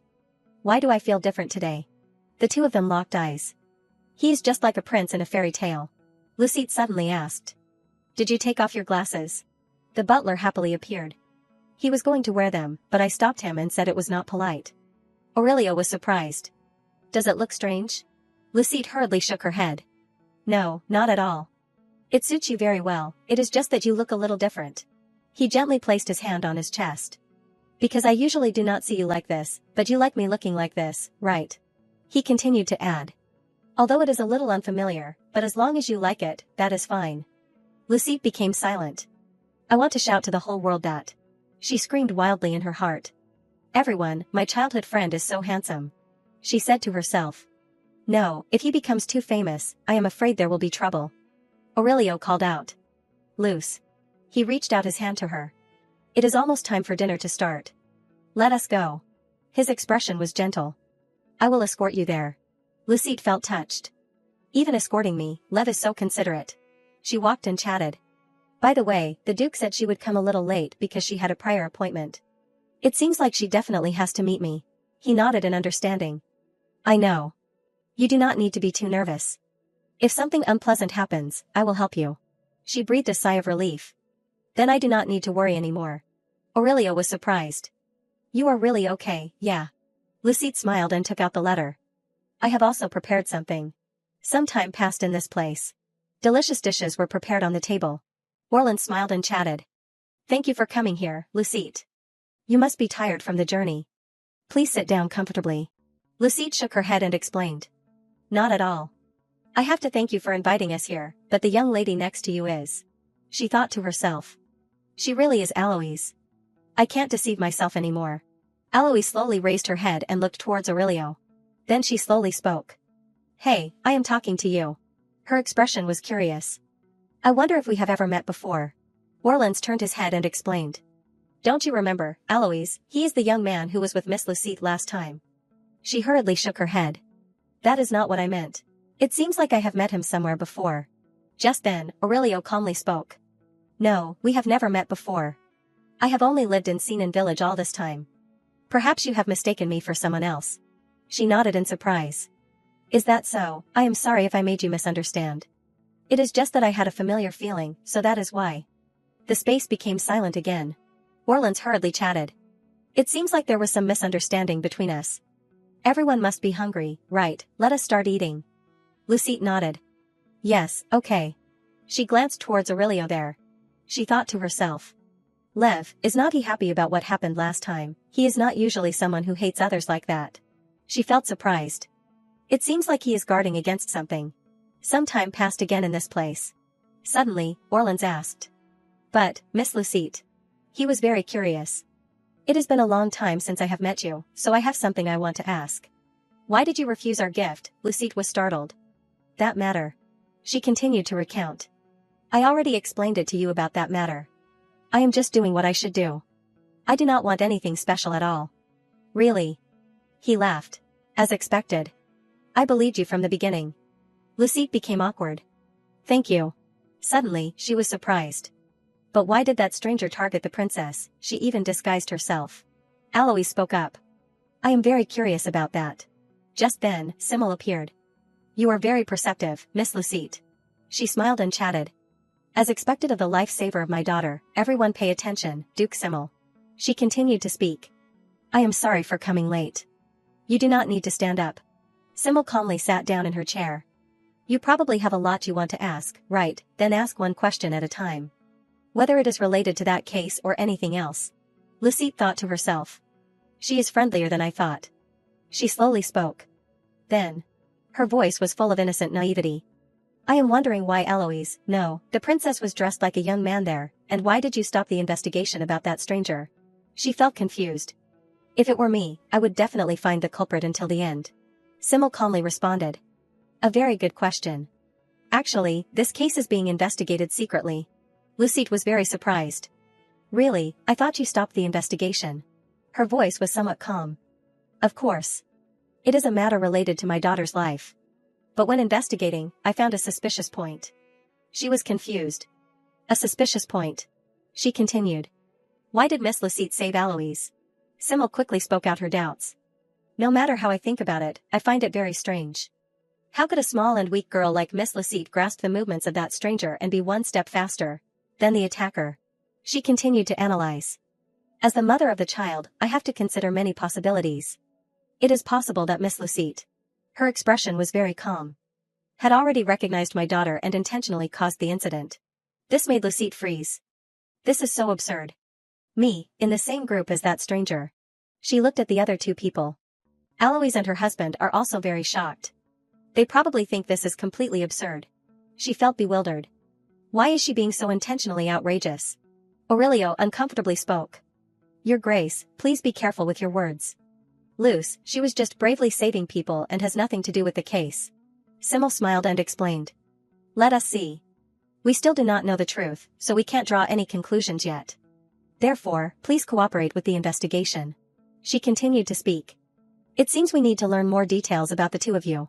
But Aurelio's expression had now become very uncomfortable. He quickly refused. There is no need. That is enough. At the same time, he moved towards Lucette. I did not expect the Duke Simmel family to have such a terrible way of treating guests. This action made everyone present freeze. Alois realized something was wrong. Wait. She hurriedly reminded. Her hand. Franz was surprised and stood up. Luce, what is wrong with your hand? Did you eat something wrong? Lucette smiled and explained. It is okay. It is probably because I am allergic to something among the dishes here. Just resting for a while will be fine. Aurelio gently comforted. Let us go, Luce. We do not need to stay here any longer. He continued to look at the terrifying woman. I am sorry, Your Grace Duke Simmel, you also see Luce's condition. I am afraid it is difficult for us to stay and chat any longer. I hope you will allow us to be impolite like this. His eyes were very uncomfortable. Surely we are qualified to be treated like guests, right? With that said, the three of them quickly left the place. Simmel coldly looked at the three people. Aurelio was still worried. Is it really okay with just this? He sat down to examine the wound. I told them that only the medicine you brought was needed, and I refused the doctor. Lucette nodded. Yeah, I am fine. She smiled sadly. Sorry, it is all because of me that you were embarrassed. You were very surprised just now, right? Her voice was somewhat flustered. By the way, how long are you planning to kneel? I am really fine. Please stand up quickly. Aurelio sighed. I am really angry. He felt angry. There is a limit to how rude she can be. Calling other people here and doing things like this. She was about to say something more. Wait, it seems like you misunderstood something, Lev. Lucide explained. It is true that the Duke was impolite to us, but the truth is. The next words made Aurelio freeze. You intentionally made yourself allergic. Lucide cheerfully joked. Yeah, before dinner, I secretly applied oak moss extract on my hand. She continued to recount. I already said that I had my own preparations. I brought this extract and sleeping pills. At the same time, she winked. Fortunately, the rash happened at the right time, according to plan. Aurelio breathed a sigh of relief. Is that so? Lucide felt embarrassed. Sorry, I should have told you sooner. He became pensive. Luce. Then he called out. Weren't you planning to use me? Her face became confused. Use you. He continued to caress her hand. Whether it is intentional or whatever, just seeing you get hurt makes my heart ache. Lucide suddenly felt sad. Lev. She thought to herself. If the meeting with the Duke ended at this level, on the contrary, I thought it was a very easy thing. She continued to look towards him. But I made Lev's heart ache. Aurelio suddenly spoke. Luce, I still have 2 wishes, do not I? Lucide nodded in confirmation. Yeah. He slowly raised his head. My second wish is. His warm voice rang out in her ear. Not to want Luce to hurt herself again. Lucide felt a little embarrassed. I am sorry. I thought it was something I caused, so I had to solve it. She then asked.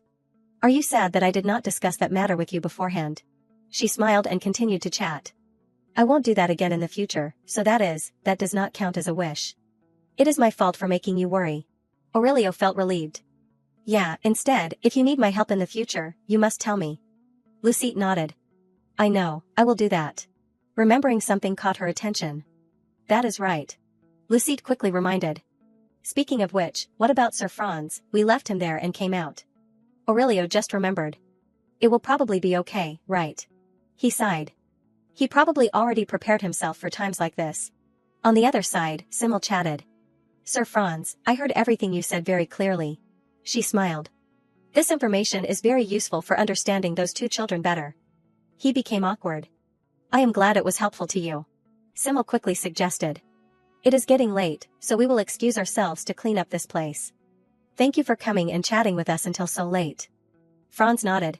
Yes, I am very happy, Your Grace. Orlan's right next to her became very uncomfortable. Some time later, he spoke. Madam. His expression was serious. You were really too much today. They are the guests who say Daloise.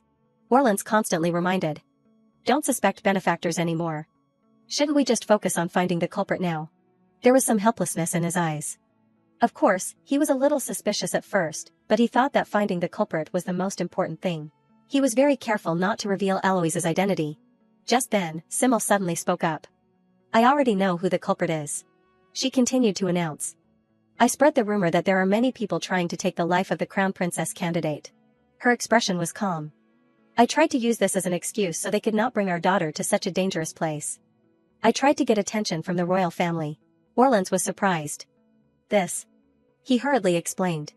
Don't you know how terrible this will be as a memory for our child, even if you are my wife? Simmel was very calm. Don't misunderstand, husband. Her expression became terrifying. Originally, it was because Alois wanted to be eliminated from the list of Crown Princess candidates, so I only did what she wanted. These words immediately made Orleans freeze. He suddenly shouted. Madam, how could you say such things? His voice was desperate. Because the mastermind of the assassination was you. Time had shifted to late at night. Alois was still finding it hard to believe. Mom was planning to kill me. She asked herself. Mom did that because of me. Thoughts appeared. What should I do? The moon had risen high. Lucide silently looked at the ceiling. She suddenly felt bored. I can't sleep at all. She thought to herself. Lev's matter. Lucide was very tired. And the Duke's hostile attitude is making me uncomfortable. Why are there so many things for me to worry about? A knock sounded, catching Lucide's attention. Who is it? Alois spoke. Miss Lucide, can I come in for a bit? She was surprised. This voice is. The door slowly opened. She sighed. As expected, you are still not asleep. Lucide was confused. Princess? She asked. Why are you here at this hour? She came inside. It is just that I suddenly thought of something, so I stopped by. I have something I want to tell you. Lucette became blank. You have something you want to tell me? Aloise calmly sat down below the chair. Her calm voice rang out. If you do not mind, can you give me some time? Then there was some regret. First of all, I want to apologize to you. At dinner, my mother was a bit too much with you. Lucette hurriedly shook her head. Not at all. In the Duke's position, I can understand. She must have been very flustered. She sighed in response. Her only daughter almost got seriously injured. Her expression changed. Even if you are even more angry, it does not matter. Mom was just thinking about me. Realizing that something was wrong made Aloise silent. She was flustered. Anyway, I will apologize to you on her behalf. I was just worrying too much. Lucette was surprised. What is it? She does not necessarily have to be on my side. She thought to herself. She came here because she was worried about me about that matter. What a kind-hearted girl. Lucette smiled in response. Thank you, Your Highness. Thanks to you, I feel a little lighter. This moment made her heart flutter. Aloise probed. Then, what about your hand? You were injured. Lucette shook her head. If it is about that, there is no problem. I have already applied medicine. She was surprised. Medicine, could it be that you made it yourself? She nodded in confirmation. Yes, I am studying pharmacology on my own. This made Aloise look forward to it. That is amazing, since when, my teacher said that pharmacology is a very dangerous field. If I do something wrong, it will be very dangerous. So he did not teach me. Lucette smiled. It is not as difficult as you think. I started learning it because of a friend of mine. Suddenly, Aloise remembered something. That friend of yours, it is probably Lavina's, right? She then asked. Are you close to him? Lucette nodded. Of course. We are best friends. She was surprised. Is that so? I have a question. She continued to probe. Is he a secret child of some family? Lucette was still blank. What, if you are referring to the conversation between the two of you during the meal, I do not think Lev. She remarked without hesitation. That was clearly a lie. It seemed like Aloise had realized something. He is clearly the son of a noble. Although I do not remember very clearly, I am sure I have met him somewhere before. Aloise's eyes looked forward to it. You really do not know anything. Lucette thought to herself. If the princess has said it to this extent, could that be true? Actually, in the beginning, he also suddenly moved to my village. She sadly spoke. Yes, I really do not know anything. She slowly stood up. The reason why I am telling you these things is because I think you are a kind-hearted girl. Her expression was serious. Don't trust people who are not honest with you too much. Lucette smiled and comforted. It is okay. I really trust Lev. I think when the time comes, he will tell me on his own. Aloise was about to say something more. Do you really think so? He is hiding something even from you, his best friend. She gave a sad smile. That may be true, but... Her palm clenched tightly. If it is really true, then there must be a reason why he is hiding it. She continued to chat. If we keep being together like this, he will tell me sooner or later. Suddenly, Aloise was confused. Don't you feel frustrated about that? Lucette smiled. Although it is a very difficult path, but so what? She gently announced. I will always trust Lev. Her face bloomed with a radiant smile. Because this is the only thing I can do for him. These words immediately made Aloise freeze. She clenched her palm tightly. I see. Her expression gradually became strange. How can someone trust another person to that extent? Seeing this, Lucette called out. Your Highness. Suddenly, she asked. If a person she had trusted like that, did something that was hard to understand. It seemed like she was very obsessed. Finally, the moment she could not believe had arrived, that person had hurt her. Her face was about to cry. Then what would she do? These words made Lucette surprised. What is it? It seems like she is not talking about Lev's matter. She slowly spoke. First of all. Then she suggested. Let us try listening to their reasons first. Maybe there was some misunderstanding, but... She gently advised. Even if I can't accept it, I won't regret my choices in the past. At that time, I just need to change the person I trust. Seeing this, Aloise was confused. Then who will you trust? You, Lucette nodded. That is right. She gently chatted. It is me and no one else, because I can't betray myself. This made her surprised. You are really very strong. Aloise hurriedly turned her face away. Thank you. Thanks to you, I understand. She did not forget to add. What the meaning of gratitude is. If you need my help, please contact me. Her expression was calm. I will help you under the name of Aloise Simmel. Lucette immediately nodded. Thank you for your kind words. She thought to herself. Do I have anything I need her to help with? Everything was not that good. However, Simmel smiled and called out. Miss Lucette. Her mood was very bad. Did you feel uncomfortable anywhere last night? Lucette was surprised. Yes. She thought to herself. Now, it is now, princess.